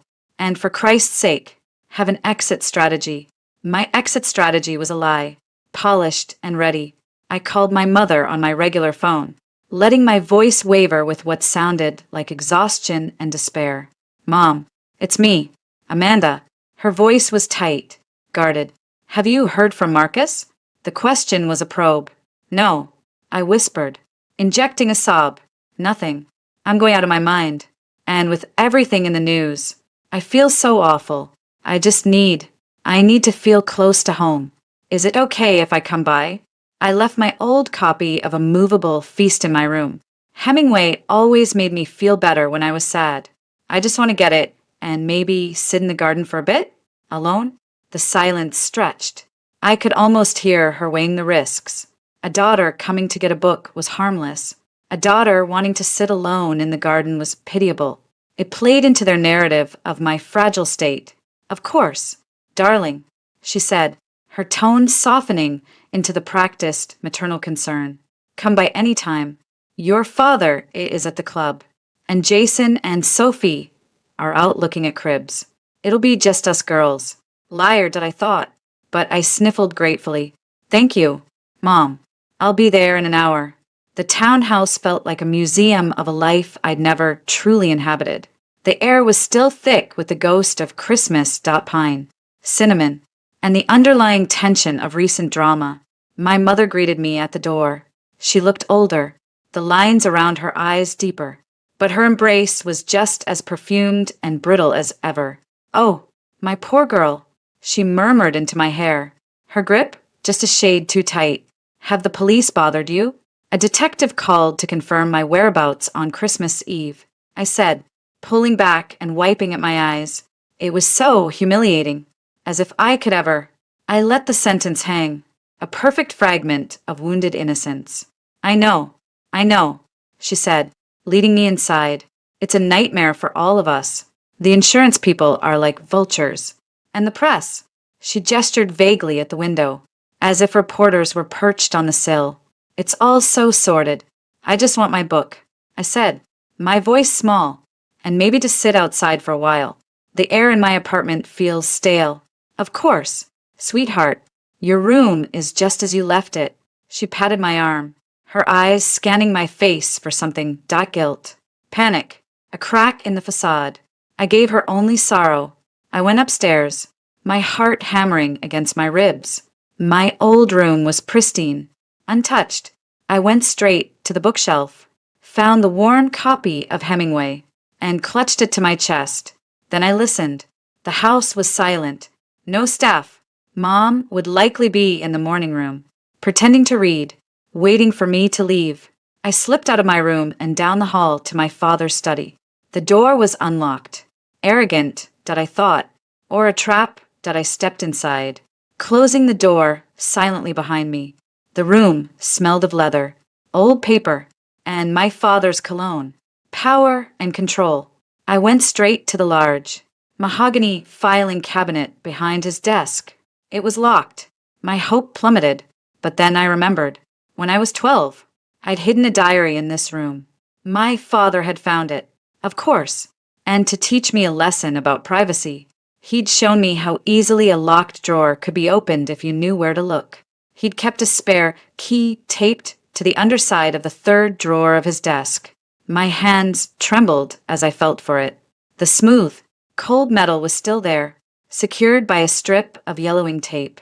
Some lessons backfire. Dad. I unlocked the filing cabinet. The files were meticulously organized. I bypassed the sections labeled taxes, estate, and properties. My fingers found a tab marked Corinthian. I pulled the thick folder. Inside were loan agreements, amortization schedules, correspondence on heavy bond paper. The numbers were staggering. Liam's estimate had been conservative. The interest rates were usurious. I fumbled for my phone, opened the camera, and started snapping pictures. My breath loud in the silent room. Page after page of financial ruin. Then, behind the loan documents, I found a separate, thinner folder. The label simply said MT. My blood ran cold. I flipped it open. Inside were not financial documents, but profiles, photographs, printouts from what looked like social media, brief biographies. They were all women. Serena van der Woodsen, 28, heiress to a pharmaceutical fortune. Chloe Duvall, 31, recently divorced from a tech billionaire. Amanda Walker, 25, my own college graduation photo, stared back at me. A yellow sticky note was attached to the corner of my photo, in my father's precise handwriting. It read, "Trust matures at 28. High sentimentality. Susceptible to fixer type. MT approved. MT, Marcus Thorne." Bile rose in my throat. I was a line item in a folder, a profile with a noted vulnerability. I photographed every page in the MT folder, my hands now ice cold and steady with fury. A floorboard creaked in the hallway. I froze, my phone halfway to the next page. The sound wasn't repeated. Had I imagined it? I shoved the files back into the cabinet, my movements frantic now. I relocked it, replaced the key, and slipped the phone into my deep jacket pocket just as the study door opened. It wasn't my mother. It was Sophie. She stood in the doorway, one hand on her still flat stomach, her eyes wide. She was dressed in yoga gear, a sheen of sweat on her forehead. She must have come in through the garden entrance. "Amanda?" she said, her voice a mixture of surprise and fear. "What are you doing in here?" The lie came instantly, fueled by adrenaline. "Looking for Dad," I said, forcing a shaky smile. I thought he might be back from the club. I wanted to apologize for being so distant. This whole thing with the robbery, with Marcus, I haven't been myself. I let my eyes well up. I just feel so lost. Sophie, her face softened, but her eyes remained wary. "Your mom said you were getting a book." I did. I held up the Hemingway. Then I thought maybe Dad could help. You know how he is. Always has a plan. I took a step towards her. playing the fragile sister-in-law. How are you holding up? With the baby coming and all this chaos? She glanced over her shoulder into the hall, then stepped fully into the room, closing the door behind her. The action felt conspiratorial. It's a nightmare, she whispered, her veneer of Upper East Side composure cracking. Jason is a wreck. Your parents are fighting all the time. It's not about the jewels. Not really. It's about money. I hear things. This was the crack Liam had talked about. I widened my eyes, playing dumb. Money? What do you mean? We have money. She gave a short, bitter laugh. Do we? Jason's been liquidating his portfolio. He sold his vintage Aston Martin last week. Told me it was to free up capital for the baby's future, but that was a lie. He loved that car. She bit her lip, looking younger and more scared than I'd ever seen her. He's scared, Amanda. And when Jason gets scared, he gets mean. I saw my opening. It was a risk, a massive one, but the files burning a hole in my pocket gave me a sliver of courage. I leaned closer, lowering my voice to a confessional murmur. Sophie, can I tell you something? Something I haven't told anyone? It's about Marcus. She nodded. Hooked. Before he disappeared, he gave me something. A little USB drive. He said it was encrypted. He told me that if anything ever happened to him, or if things with my family ever got weird, I should take it to a specific reporter he knew. He said it had insurance on it. I watched her face closely. I didn't think anything of it at the time. I thought he was being dramatic. You know, with all his secretive work stuff. But now, with him gone, and the police asking questions, I don't know what to do with it. Sophie's face went pale. The fear in her eyes was no longer vague. It was sharp, specific. A USB drive? With what on it? I shook my head. The picture of confused innocence. I don't know. He wouldn't say. Just that it was protective. Do you think it has something to do with what's happening? With the robbery? I let my voice tremble. Do you think Marcus was involved? I think you should destroy it, she said, her voice urgent. Throw it in the river. Whatever's on it. It can only make things worse. This family, they close ranks. Amanda, if they think you have something that could hurt them. She trailed off, her hand instinctively covering her stomach. Hurt them? Or hurt Jason? I pressed softly. She didn't answer. Her silence was all the confirmation I needed. She knew. Maybe not all of it. Not the cold specifics in the empty folder. But she knew the essence of the rot. I have to go, she said suddenly, pulling away. I shouldn't have. Just forget we talked. Get your book and go home. Amanda, be careful. She fled the room, leaving the scent of her expensive lavender sweat and a cloud of palpable dread behind her. I stood there, my mind racing. The reaction was better than I'd hoped. The fictional USB drive was a grenade, and I had just pulled the pin in the middle of their house. Jason would hear about it within the hour. It would make them paranoid, unsure of what Marcus might have left behind. It might make them reckless. I took one last look around the study, the scene of my first real crime, then slipped out. Hemingway clutched to my chest. I found my mother in the sunroom. Found it, I said, holding up the book. My eyes were red-rimmed, from real stress this time. I think I'll just head home. I'm not feeling up to the garden after all. She studied me, her gaze sharp. Are you sure? Darling, you look flushed. Did you see Sophie? She said she popped in. Briefly, I said, looking down. She seemed stressed. This is all so hard on everyone. I leaned in and gave her a quick, stiff hug. I love you, Mom. The words tasted like ash. She hugged me back, her body tense. We'll get through this, Amanda, as a family. I walked out of the townhouse, the winter sun blindingly bright. The weight of the phone in my pocket, full of stolen images, was immense, but a new, colder weight had settled in my chest. The certainty of their guilt, and the first, faint thrill of turning their own weapons against them. Back in my apartment, I downloaded the photos and sent them to Liam via a secure portal he'd set up. Within 20 minutes, my burner phone rang. The Corinthian files are gold. He said, no hello. Solid. Documentary proof of the financial motive. The empty folder is circumstantial but highly suggestive. It shows premeditation and targeting. Good work. And Sophie? I asked. I dangled the USB drive bait. He let out a low whistle. That's playing with fire, but smart. If she's scared and she talks to your brother, it puts pressure on them. They might make a mistake trying to find a drive that doesn't exist. He paused. The Florida lead on Marcus is getting warmer. Credit card trail went cold, but Wraith found a flight manifest. A Michael Stone point one of his aliases that flew from Newark to Orlando the day after Christmas. One-way ticket. He's holed up somewhere, waiting for his payday or his next move. I want to go, I said, the words out of my mouth before I fully thought them through. To Florida? No, absolutely not. That's my job. It's my life. I shot back, the anger from the study surging back. He looked me in the eye for 2 years and lied.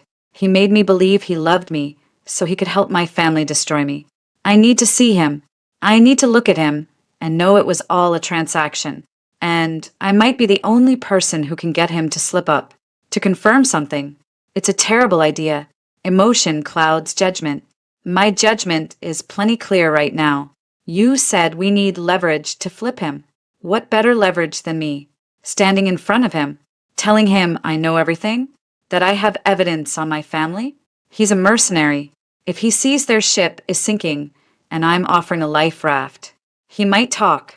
You can be there, in the background, ready to scoop him up. But I need to be the one in his face. Liam was silent for a long time. I could hear him thinking, weighing the risks. You're going to get yourself killed or discredited, he said finally, but his tone had shifted from refusal to grim assessment. I'm already discredited, and they're trying to have me institutionalized, which is a kind of death. I'm not waiting for it to happen. I'm going to Florida. You can help me, or I'll go alone.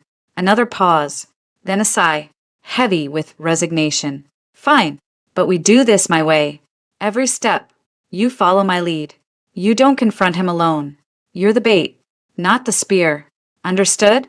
Understood. A strange, fierce energy coursed through me. The fear was still there, a constant hum, but it was now fused with a sharp, purposeful rage. I was done being a file in a drawer. I was done being a problem to be managed. I was going to find the man who broke my heart as a business decision, and I was going to use him to break the people who hired him. The inside game had begun, and I was no longer playing on the defensive. I was taking the fight to them. Florida in January was a smug lie. The sun was too bright, the palm trees too cheerful, the ocean breeze too gentle. It felt like the world was mocking the ice in my veins. Liam and I sat in a rented sedan that smelled of stale coffee and anxiety, parked across from a sprawling, Mediterranean-style resort in Palm Beach. The Villa del Mar screamed discreet wealth. All stucco arches and bougainvillea, the kind of place where staff were trained to see nothing. He's in Bungalow 7, Liam said, not looking up from his tablet. He'd been glued to it since we landed, tracking digital breadcrumbs, registered under Michael Stone, paid for a month in advance, cashier's check drawn on a Cayman Islands bank. Classy. My hands were clenched in my lap, nails digging into my palms. The photos from my father's study were a weight in my bag.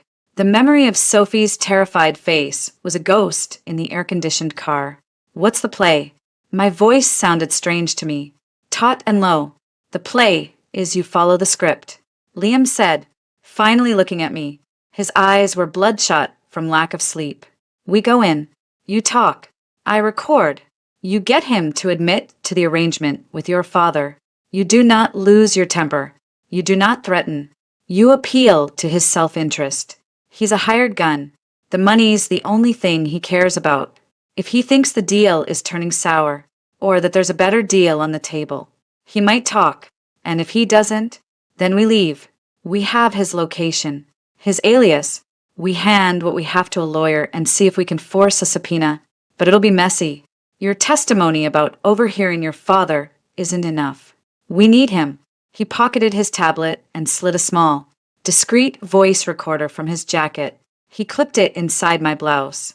His movements professional and impersonal. Test. What do you want me to say? I whispered. The weather is nice. The coffee is terrible. Anything. He adjusted the device, his fingers brushing the fabric. Okay, it's live. Remember, bait, not spear. You're offering him a way out, not accusing him. Lead with what you know. Make him think you have more. We walked across the manicured lawn, the sound of the ocean a gentle hush in the distance. It was obscenely peaceful. Bungalow 7 had a private patio shaded by a giant palm. Through the sliding glass doors, I could see a figure moving inside. Liam gave me a short nod and melted back towards a cluster of hibiscus bushes, becoming just another shadow. I was alone. I took a deep breath, tasting salt and betrayal, and knocked on the wooden frame of the screen door. For a moment, nothing. Then the interior door opened. Marcus stood there, bathed in the Florida sunlight. He was barefoot, wearing linen trousers and a white t-shirt, tan and relaxed. He looked like an advertisement for a life I'd thought we'd have together. When he saw me, his face didn't register shock or guilt. It settled into a mild, weary resignation, as if I were a delayed room service order. Amanda, he said my name flatly. No question, no surprise. Hello, Marcus. The name felt like a foreign object in my mouth. Or should I call you Michael? Or what was it in San Diego? Marcus Turner? A flicker in his eyes. Annoyance. Not shame. He sighed, ran a hand through his perfectly tousled hair, a gesture I used to find charming, and pushed the screen door open. You'd better come in. The bungalow was pristine, impersonal. A laptop sat open on the dining table, next to a half-empty glass of iced tea. Suitcases stood neatly by the bedroom door, packed and ready. He was leaving soon. How did you find me? He asked, leaning against the kitchenette counter, arms crossed. He didn't offer me a seat. Does it matter? I said, staying near the door. You didn't make it very hard. A gas purchase? Really? He shrugged. Had to make it look like a road trip. For the narrative, his tone was chillingly analytical. So, I know my father hired you to seduce me, to orchestrate some kind of breakdown so they could lock me away and take my trust fund. I know you're a professional, a con artist. I know you emptied our joint account. I know about Serena van der Woodsen and Chloe Duval. I recited the facts like a grocery list, fighting to keep my voice from shaking. He nodded slowly, as if grading my comprehension. You've been busy, and I suppose the private eye in the hibiscus is responsible for the deeper dive? Carter, right? Your father warned me about him, called him a gutter rat. He's good at finding rats. I shot back. Of all kinds. A faint, cold smile touched his lips. Touché. So, what's the pitch? Amanda, you're here for closure? Revenge? A refund? He gestured vaguely around the room. As you can see, liquid assets are temporarily tied up. The casual cruelty of it broke something loose inside me. The calm I'd been clinging to evaporated. You lived with me for 2 years. You told me you loved me. You asked me to marry you. Was any of it real? For 1 second, he studied me, his head tilted. It was the look he used to give a complicated wine list. Real? He considered the word. The objective was real. The execution required a certain emotional verisimilitude. You were a challenging mark. I'll give you that. Smarter than the others. More guarded. The trust fund timeline was a longer play than I usually prefer. He said it like he was discussing a tricky stock option. Verisimilitude. I repeated, the clinical term making me feel violently ill. You're a monster. I'm a professional. He corrected, his voice hardening. Your father is the monster. He came to me with a business proposition, a lucrative one. My role was to create a specific emotional context. Your alleged instability predates me. By the way, the whispers about your fragility after your grandmother's death, your difficult independence, that was all groundwork laid by your family. I just amplified the signal. He pushed off the counter and walked to the table, picking up his iced tea. The breakdown was to be a public, undeniable crisis, a DUI with substances in your system, a bizarre, embarrassing scene at a high-profile event, something that would force a concerned family to seek a voluntary psychiatric hold. Once you were in the system, with your family's influence and doctors on their payroll, getting a judge to grant them conservatorship over your affairs would have been a formality. The trust fund becomes theirs to manage. I get a 7-figure bonus and a glowing recommendation for my next venture. Clean, elegant. He was describing the erasure of my life as if it were a corporate merger. The banality of it was more horrifying than any dramatic plot. But the theft? I prompted, wanting to hear him say it. His expression tightened. That was your father getting greedy. And nervous. The pressure from his lenders was increasing. He needed a quicker cash infusion. The sapphire heist was his idea. A 2 birds, 1 stone scenario. Discredit you further and collect a massive insurance payout. I advised against it. Too messy. Too many variables. But he insisted. He provided the codes. The access. My role was simply to be conspicuously absent, providing a plausible corrupting influence for you. He took a sip of his tea. I hear they've already filed the claim. Efficient. I felt the small recorder pressing against my ribs. A cold comfort. He was confessing to everything. So you were just following orders? I asked, my voice dripping with contempt. I was fulfilling a contract. He said calmly, one your father is now in danger of breaching. The payment schedule has stalled. Hence my early departure. He gestured to the suitcases. I don't work on credit. This was the opening. The crack Liam had predicted. He's not going to pay you, I said, taking a step forward. He's drowning. The Corinthian loans are calling. He's desperate. When this all goes south, who do you think he'll throw to the wolves? The unstable daughter or the con man he hired? You're the perfect fall guy. Marcus, the mysterious fiancé who corrupted me and fled with the jewels. They've already planted the seeds in the press. For the first time, a shadow crossed his face, a flicker of doubt. He set his glass down carefully. I have protections, contingencies. Do you? I pressed. I have the loan documents. I have a file with my picture in it, with notes on how to manipulate me. I have a mother who warned me, and a sister-in-law who's scared out of her mind. The story is unraveling, and you're holding the loose end. I took another step, my heart hammering. I'm not here for revenge. I'm here to make a deal. He laughed, a short, ugly sound. A deal? With you? You have no money, no power. You're a pawn. Amanda, a soon-to-be institutionalized pawn. I have evidence, I said, my voice low and steady. And I have a better story for the authorities than my father does. One where I'm the victim of a conspiracy between my bankrupt family and a known grifter. One where I cooperate fully. What do you think happens to you in that story, Marcus?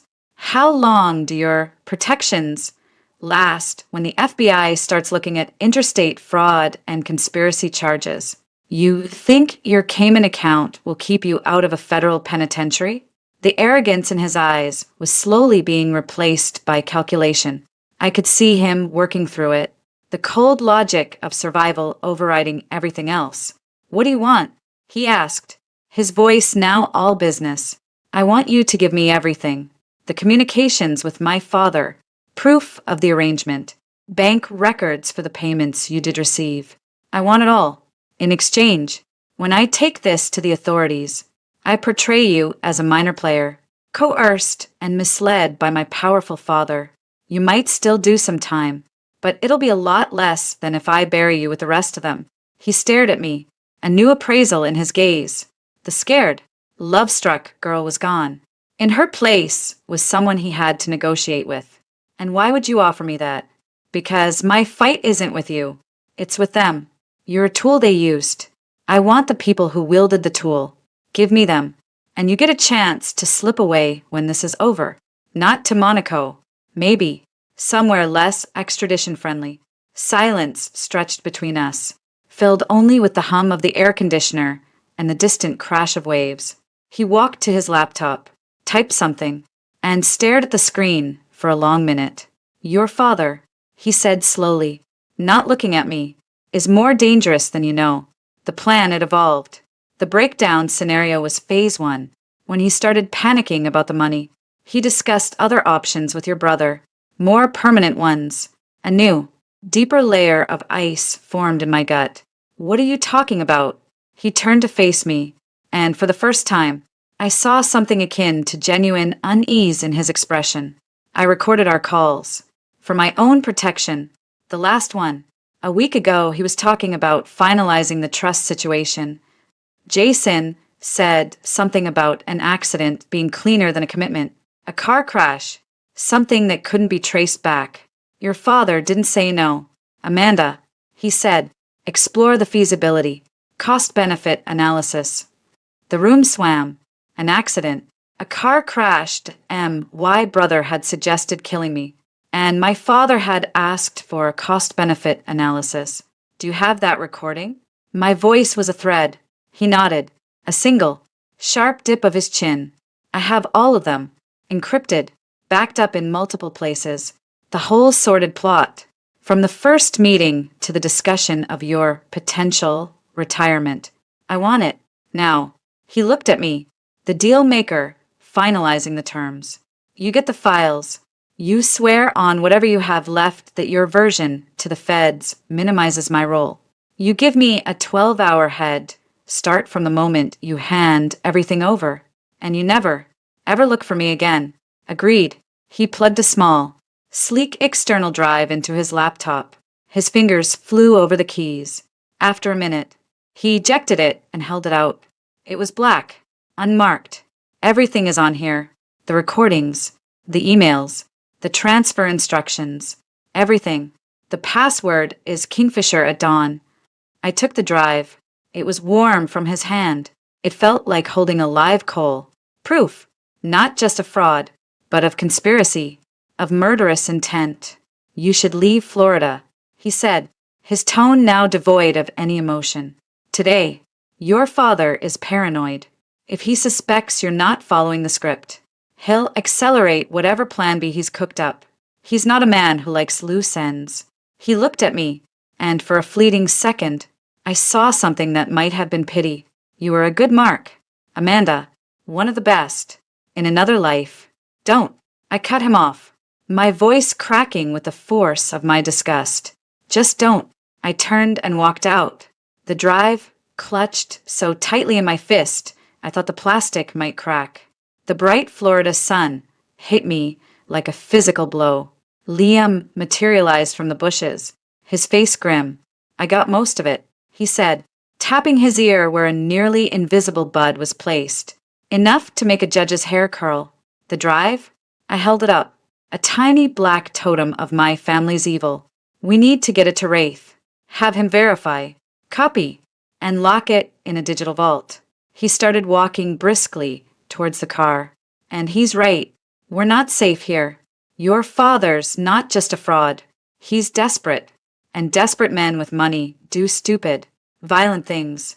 As we drove away from the cheerful resort, the ocean glittering innocently beside us, the weight of the drive in my hand was immense. I had it, the smoking gun, the recorded proof of the plot to destroy me, and the cold, corporate discussion of my possible murder. But instead of triumph, a new, more profound fear settled over me. I had won the battle for evidence, but I had just confirmed that the war was far more deadly than I'd ever imagined. They weren't just trying to lock me away anymore. They were exploring the feasibility of having me killed. And as Liam merged onto the highway, heading for the airport, I watched the palm trees blur past, wondering if every car behind us was a threat, and if my own father had already signed off on the cost-benefit analysis of my death. The familiar skyline of New York, sharp and gray against the winter sky, offered no comfort. It felt like a cage I was willingly flying back into. Liam and I didn't speak on the flight.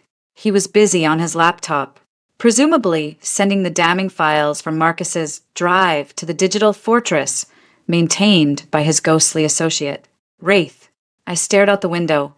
The drive itself, now copied and secured, a phantom weight in my bag. The cold, transactional tone of my father and brother discussing my accident played on a loop in my mind. We need a lawyer, Liam said, finally breaking the silence as the plane began its descent. A good one, not your family's. Someone who specializes in financial crimes, trust law, and isn't afraid of the Walker name. I don't know any, I admitted, my voice hollow. I do. Eleanor Vance. She's a pit bull in a Chanel suit. Used to be a federal prosecutor. Hates bullies. Loves a complicated paper trail. She's expensive, but she's the best. He looked at me. You need to get in front of this. You can't wait for them to make the next move. You have to force theirs. What's the play? You, through Eleanor, initiate a formal inquiry with the trustees of your fund that your parents. You express concerns about potential conflicts of interest given their financial difficulties and the recent criminal incident at the family home. You request an independent audit of the trust's management and a temporary freeze on any disbursements or changes to the terms. It's a procedural grenade. It forces them into the open. Legally, they'll have to respond. It was aggressive. It was declaring war in the politest, most legal terms possible. They'll go ballistic. That's the point. When people go ballistic, they make mistakes. Eleanor Vance's office was in a sleek midtown tower, all cool marble and silent elevators. She was in her 50s, with a razor-sharp blonde bob and eyes that missed nothing. She listened, without interruption, as I laid out the story again, supplemented by Liam's summary of the evidence to the Corinthian files, the MT folder, and now, the recordings from Marcus. When I finished, she steepled her fingers. Ms. Walker, you are alleging a criminal conspiracy involving fraud, potential kidnapping for conservatorship, insurance fraud, and solicitation of murder, all orchestrated by your immediate family. The evidence you describe is compelling, but much of it is circumstantial or was obtained through methods that could be challenged. The recordings, if authentic, are the crown jewels. They're authentic, Liam said from his seat in the corner. I'll need my own expert to verify that, she said crisply. However, for our immediate purpose that protecting your trust, the financial evidence alone provides ample grounds for concern. I can file a petition in Sigget's court this afternoon. It will be a shockwave. Do it, I said. 2 hours later, the shockwave hit. I was back in my apartment, trying and failing to eat something, when my phone exploded. It was my father. The call connected, and before I could speak, his voice roared through, stripped of all pretense. Pure, undiluted fury. What in God's name have you done? You stupid, ungrateful girl. I held the phone slightly away from my ear, my heart thudding. Hello, Father. Eleanor Vance? You hired that viper? A petition for an audit? A freeze? Have you lost your mind completely? He was nearly sputtering. I'm protecting my interests, I said, my voice calm, belying the tremor in my hands. Given the family's financial pressures and the police investigation, it seems prudent. Prudent? This is betrayal. This is you siding with thieves and liars against your own blood. Is this that Snoop Carter in your ear? Or that bastard Marcus? Did he fill your head with poison before he ran off with his ill-gotten gains? The projection was masterful. He was already weaving the new narrative. I was the pawn of a con man, turning against my family. This is my decision, I said. My lawyer's advice. No one else's. You will withdraw that petition. Today, you will fire Eleanor Vance, and you will come home, where we can discuss this as a family, before you cause irreparable damage. The threat was palpable. I don't think so. There was a deadly silence on the other end. When he spoke again, his voice was low, controlled, and infinitely more frightening. Amanda, you are on a path that will lead to your destruction. You are not well. The stress, Marcus's betrayal, it's broken you. We see it. The police will see it. A judge will see it. Withdraw the petition, and we can get you the help you need. The quiet, private help. Continue down this road, and the help will become public and compulsory. Do you understand me? It was the threat, laid bare, the psychiatric hold. I closed my eyes. I understand you perfectly. Good. Make the right choice. He hung up. The phone rang again, instantly. My mother. Her voice was choked with tears, a masterpiece of manipulated grief. Amanda, darling, please, what are you doing? Your father is beside himself. We're your family. We love you. This legal attack, it will tear us apart. It will be in all the papers. Think of the scandal. Think of your niece or nephew coming into this world with this ugliness. I'm thinking of my future. Mom, the one you and Dad were planning to have me spend in a facility. A sharp intake of breath. That's a lie. That's what that horrible man told you. He's twisted your mind. Amanda, I begged you to leave that night because I was afraid of the tension, of what you might hear taken out of context, not because of some plot. How could you believe that of us? The gaslighting was so smooth, so plausible. For a second, doubt, that old enemy, flickered. What if I was wrong? What if Marcus had fabricated everything?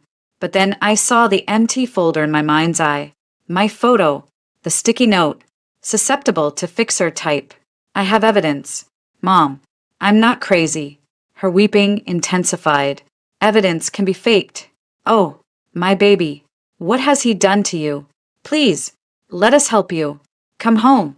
Let's talk without lawyers. Just us. Goodbye, Mother. I ended the call, my resolve hardening into something cold and sharp. The next call was from a blocked number. I almost didn't answer, but some grim instinct made me swipe accept. Hello, sis. It was Jason. His voice was quiet, devoid of its usual smugness. It was cold, flat, and final. You've really done it now. I've protected myself. Jason, have you? He gave a soft, humorless laugh. You've just painted the biggest target imaginable on your back. Dad's petition is one thing. Mine is simpler. What's that? You're a liability, an unstable, accusing liability who's in possession of stolen property and is consorting with known criminals. The police are very interested in the digital footprint of one Liam Carter. You know, and the forensics on your apartment will be fascinating. My blood ran cold. What are you talking about? I'm talking about being proactive. You've chosen war. Amanda, in a war, you take out the enemy's assets. Your credibility is your only asset. By this time tomorrow, you won't have any. Enjoy your last night of freedom. The line went dead.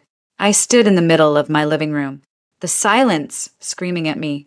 Forensics on your apartment. What had they done? I called Liam on the burner. Jason just called. He threatened me. Said something about forensics on my apartment and the police being interested in you. Liam cursed under his breath. They're moving faster than I thought.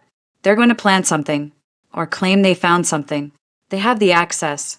They could have gotten a key from building management, citing a family emergency. What do? You get out of there. Now. Don't touch anything.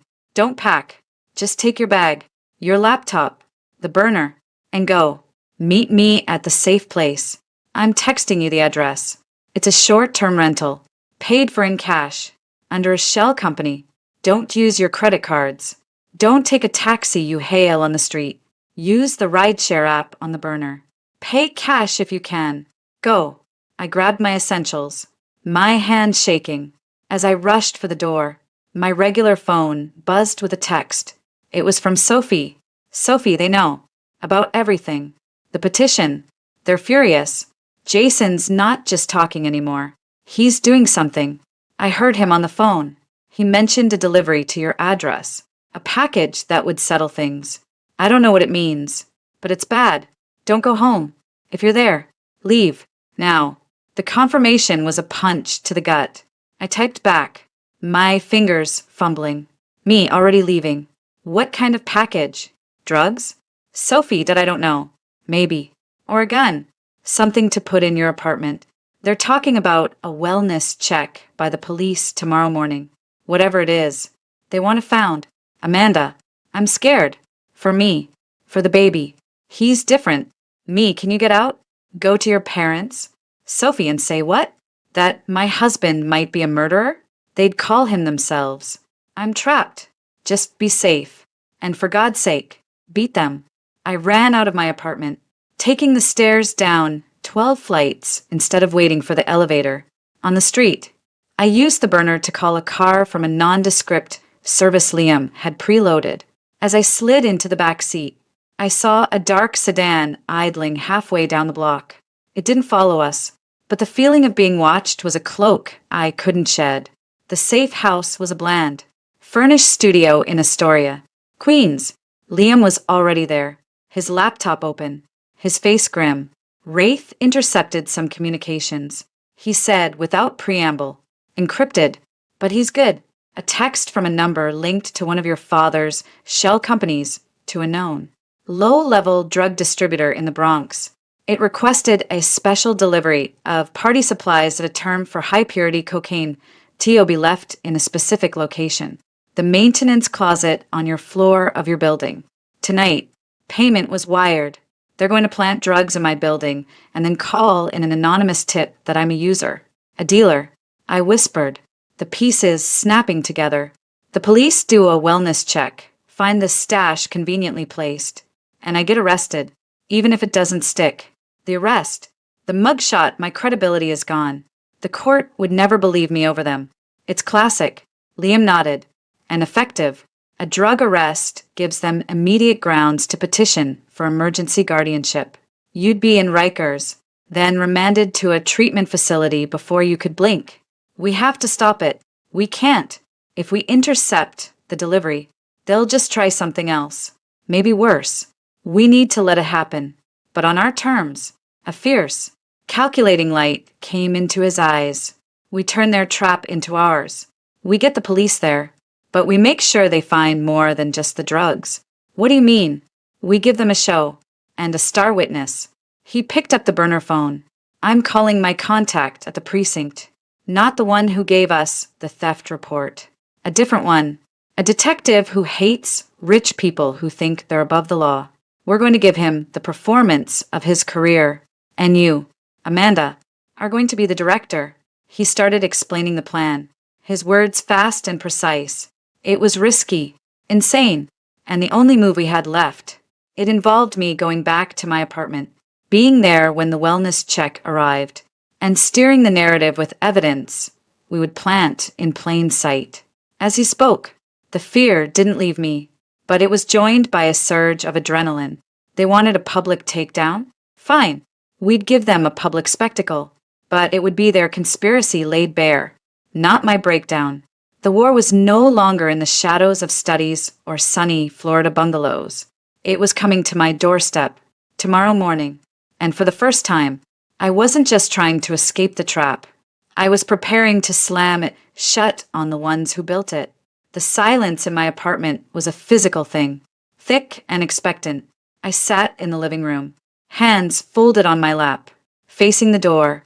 Liam's voice from the burner phone, an hour ago, was on loop in my head. Remember, you're a victim who got lucky. You're scared. You're confused. But you're lucid. You're not making accusations. You're just presenting terrifying coincidences. Let Rivera connect the dots. Detective Mateo Rivera, NYPD, Liam's reliable contact. A man described as having a permanent grudge against the wealthy and connected. He was on his way, tipped off to a potential drug-related incident and possible harassment at this address. The real 911 call about a wellness check from an anonymous concerned family member was scheduled for 9 a.m. It was 8:55. At 8:57, a faint scrape echoed from the hallway. Then the distinct sound of the maintenance closet door, next to mine, being opened and softly closed. A few seconds later, quick, receding footsteps. The delivery had been made. At 9:03, a firm knock shook my door. NYPD, open up. Ms. Walker, we're here for a wellness check. I took a deep breath, schooled my face into one of wary alarm, and opened the door. Two uniformed officers stood there, a man and a woman, their expressions politely neutral. Behind them stood a man in a worn leather jacket, Detective Rivera. He had a tired face and eyes that immediately scanned the room behind me. Ms. Walker? I'm Officer Jenkins. We received a call expressing concern for your welfare. May we come in? Concern? From who? I asked, stepping back to let them enter. My voice laced with believable confusion. The caller wished to remain anonymous. The female officer said, they reported concerns about drug use and erratic behavior. We're just here to check on you. Her gaze was already sweeping the room, looking for the obvious. Needles, paraphernalia, chaos, drugs? That's insane, I said, injecting a tremor. I've never. Who would say that? I looked at Detective Rivera, who was lingering by the door, watching me intently. Is this about the burglary at my parents' house? The press? Has this gotten that bad? Rivera stepped forward. Detective Rivera, maybe we can sit down. Ms. Walker, you seem composed. The call suggested otherwise. I sank onto the sofa. I'm scared. Detective, not high. Something's happening, I think. I think someone is trying to set me up. His eyebrows went up a fraction. Set you up? For what? Before I could answer, the male officer, who had been glancing around, spoke up. Sir, the call also mentioned a possible stash. For the safety of all parties, we should do a cursory visual inspection of the premises. Do you consent, Ms. Walker? This was the moment. Yes, of course. I have nothing to hide, but can you please check the hallway first? I heard someone out there at my neighbor's closet a few minutes ago. It was odd. It's got me on edge. Rivera's eyes sharpened.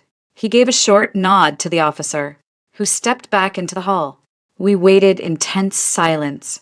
I wrung my hands, the picture of nervous anxiety. The officer returned, holding a clear, Ziploc bag filled with a white powder. He was wearing gloves. Found this taped to the back of the maintenance closet door, just outside this apartment. It wasn't there during my building patrol last night. Rivera took the bag, held it up, then looked at me. His expression was unreadable. Care to explain? Terror, real and unfiltered, shot through me. This is it. I let it show. No, I've never seen that. I told you. I heard someone, just a few minutes ago. They must have put it there. My voice rose, convincingly frantic. Convenient, Rivera murmured. He placed the bag on my coffee table. This is a substantial amount. Intent to distribute territory. This is very serious. Ms. Walker, I know it's serious. That's why I'm telling you. I didn't put it there. Check the tapes. The building has a camera in the elevator lobby. Already requested, Rivera said calmly. But that takes time. In the meantime, this, he tapped the bag, along with the call about your erratic behavior, gives us probable cause to search the apartment. Do you still consent? Liam's plan hinged on them searching. Yes, search. Please, you won't find anything else. Because I didn't do this. While the officers began a methodical search, Rivera stayed with me. You said set up. Who would do that? And why? This was my cue. I looked down, as if struggling. My family were not getting along. There's a lot of money involved. A trust fund. I'm set to inherit soon. They've been under financial pressure. My father, Richard Walker. Rivera's face remained neutral, but I saw the flicker of recognition at the name. Go on. After the heist at their house, things got worse. They've been implying I might be unstable. My fiancé vanished. And now this? I gestured to the drugs. It feels like a campaign. To discredit me. To make me look like an addict. A criminal. So I'm not a reliable person. So I can't control my own money. I was paraphrasing the truth, making it sound like a paranoid deduction, not a confirmed fact. That's a heavy accusation, Rivera said, his voice low. I'm not accusing. I'm just telling you what it feels like. And then there's this. I reached slowly for my laptop on the table. May I? I want to show you something. I got an email this morning. It scared me. He nodded cautiously. I opened the laptop, waking it to a pre-prepared screen. It showed an email, apparently from an anonymous remailer, with the subject line, a warning. The body read, your family isn't playing fair. They've arranged a surprise for you with the police. A gift in the hall. Smile for the cameras. Liam and Wraith had crafted it in the night. backdated, untraceable. Rivera read it, his jaw tightening. Why didn't you lead with this? I was afraid you'd think I wrote it myself. It sounds crazy. I was crying now, real tears of frustration and fear. But then I heard the noise in the hall, and you showed up, and you found that bag. It's the surprise, isn't it? Just then, the female officer emerged from my bedroom. Detective, you need to see this. Her voice was tense. Rivera stood. Stay here. He followed her into my bedroom. I could hear their muffled voices, taped under the nightstand, blatant. A moment later, Rivera came out, holding another, smaller bag of white powder. His face was a storm. Care to explain this? Ms. Walker? Found taped under your bedside table. Seems your anonymous tipster knows your apartment pretty well. They planted a second stash inside. The plan was evolving. They weren't taking chances. My blood went cold. This wasn't in the script. I didn't put it there. I insisted. My panic no longer an act. Someone must have gotten in. They have a key. My family. They could have. Everyone. Freeze. Rivera's voice cut through the room. He was looking at the second bag, then at the first. His mind working. Jenkins. Secure both exhibits. Separate evidence bags. Full chain of custody. He turned back to me, his gaze piercing. Ms. Walker, this email, the timing, the specific warning about a gift in the hall. It's very specific, almost like a script. He was suspecting meth staging this. The plan was backfiring. My burner phone, buried under a couch cushion, vibrated with a prearranged signal. Liam's Hail Mary. I had to get to it. I need a glass of water, I said, my voice cracking. I stood on shaky legs and walked to the kitchen, putting the breakfast bar between me and Rivera.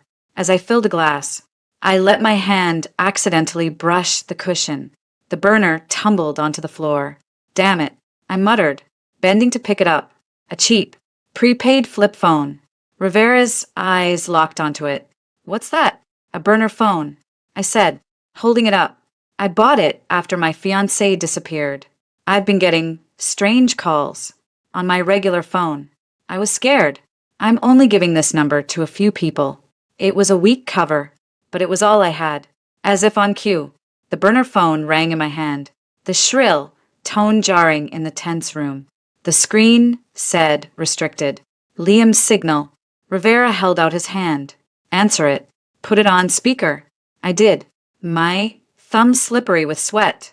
Amanda? It was a woman's voice. Distorted. Electronic. Sophie, using a voice modulator Liam had provided. It's happening now, isn't it? The police are there. I'm so sorry. I heard him on the phone last night. He paid a guy from the Bronx. The stuff was supposed to be in the hall closet and taped under your bed. He said that would be enough. He's gone crazy. Please, be careful. The line went dead. The room was utterly silent.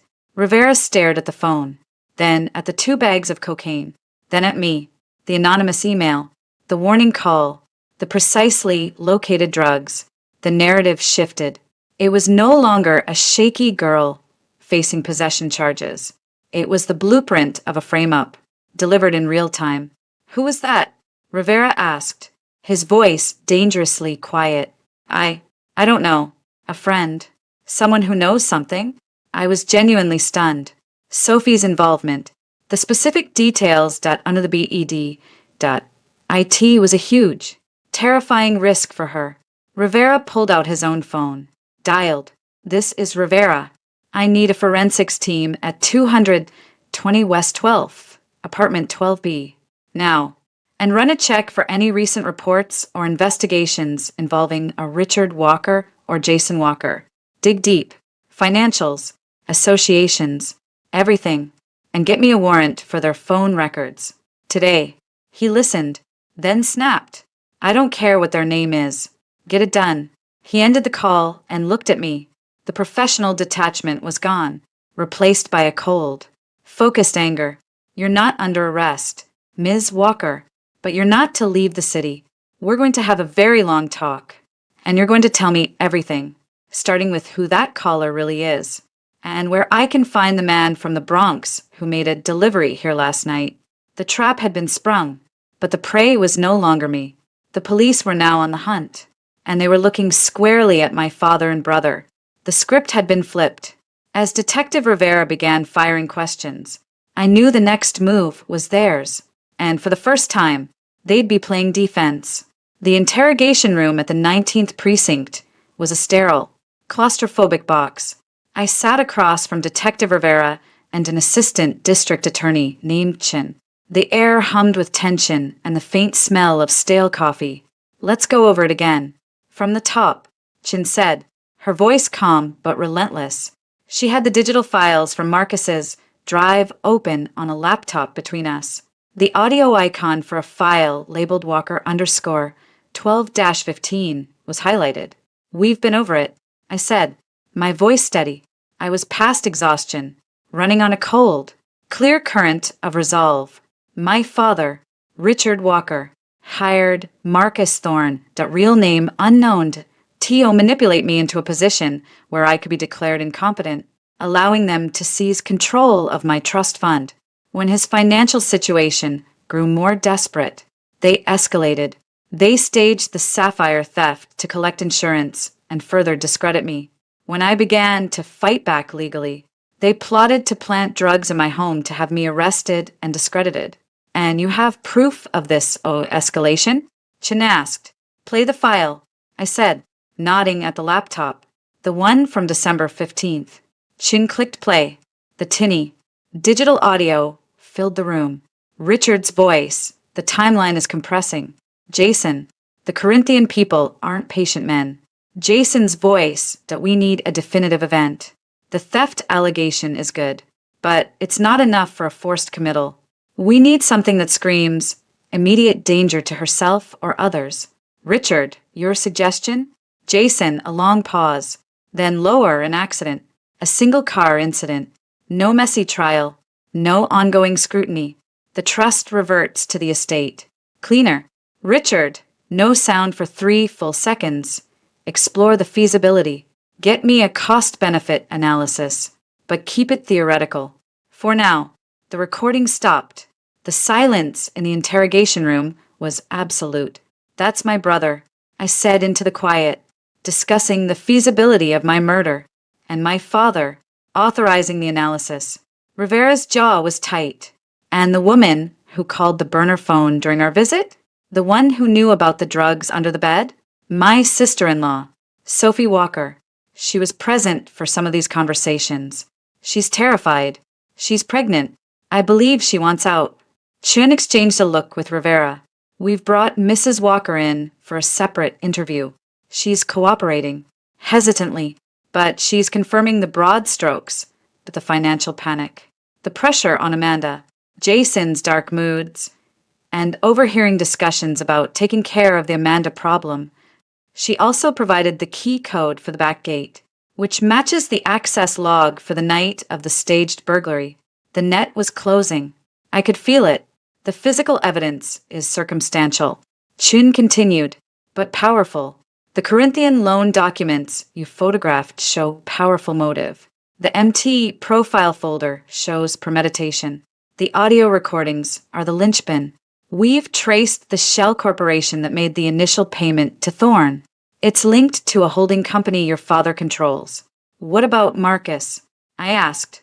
"Abolo is out for his alias, Michael Stone," Rivera said, "but he's a ghost.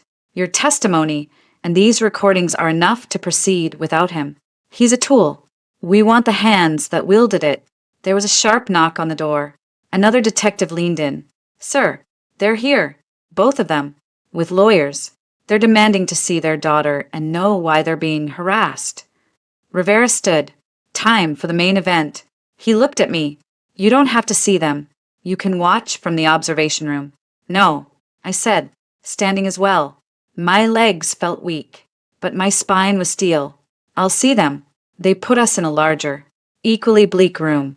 My father, my mother, and Jason sat on one side of a long table, flanked by 2 expensively suited lawyers who looked like they'd just stepped off a Wall Street trading floor. I sat on the other side, with Rivera and Chen. Sophie was not there. She was in protective custody, being debriefed.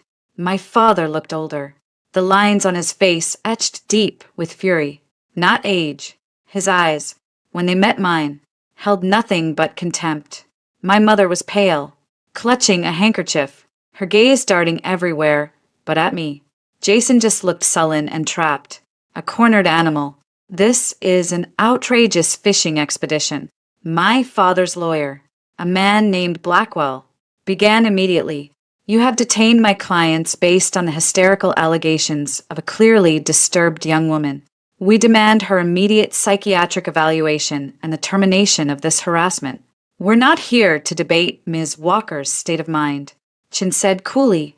We're here to discuss conspiracy to commit fraud, insurance fraud, filing a false police report, witness intimidation, and solicitation of murder. The word murder landed like a physical blow in the room. My mother gasped. Jason flinched. My father's face went stony. Preposterous. Blackwell snapped. You have no evidence of any such thing. We have audio recordings, Rivera said, his voice flat, of Mr. Richard Walker and Mr. Jason Walker discussing the staged theft of the Walker Blues, of plotting to have Amanda declared incompetent, and of a specific conversation on December 15th, where the murder of Amanda Walker was discussed as a cleaner alternative. For the first time, my father's composure cracked. A vein pulsed in his temple. Fabrications, digital forgeries, that criminal she was involved with. Were you aware, Chin interrupted, that your hired operative, Marcus Thorne, recorded every phone call and meeting? For his own protection, he's provided us with a comprehensive file. The digital forensics team has verified their authenticity. The voices are yours. My mother began to weep silently. Jason stared at the table, his shoulders hunched. Furthermore, Chun continued, we have the testimony of Sophie Walker, who confirms the financial distress of Walker Capital Holdings, the pressure applied to Amanda, and her overhearing of key conversations, including the one regarding the accident. She has also provided evidence that she was instructed by Jason Walker to make anonymous calls to the press to plant stories about Amanda's instability. Jason's head snapped up. She's lying. That bitch is lying to save herself. Jason, shut up. My father growled. But the foundation was crumbling. We also have the individual arrested for the drug delivery to Amanda's apartment. Rivera added, he's singing. The payment wire leads directly to a shell company managed by your son's venture capital firm.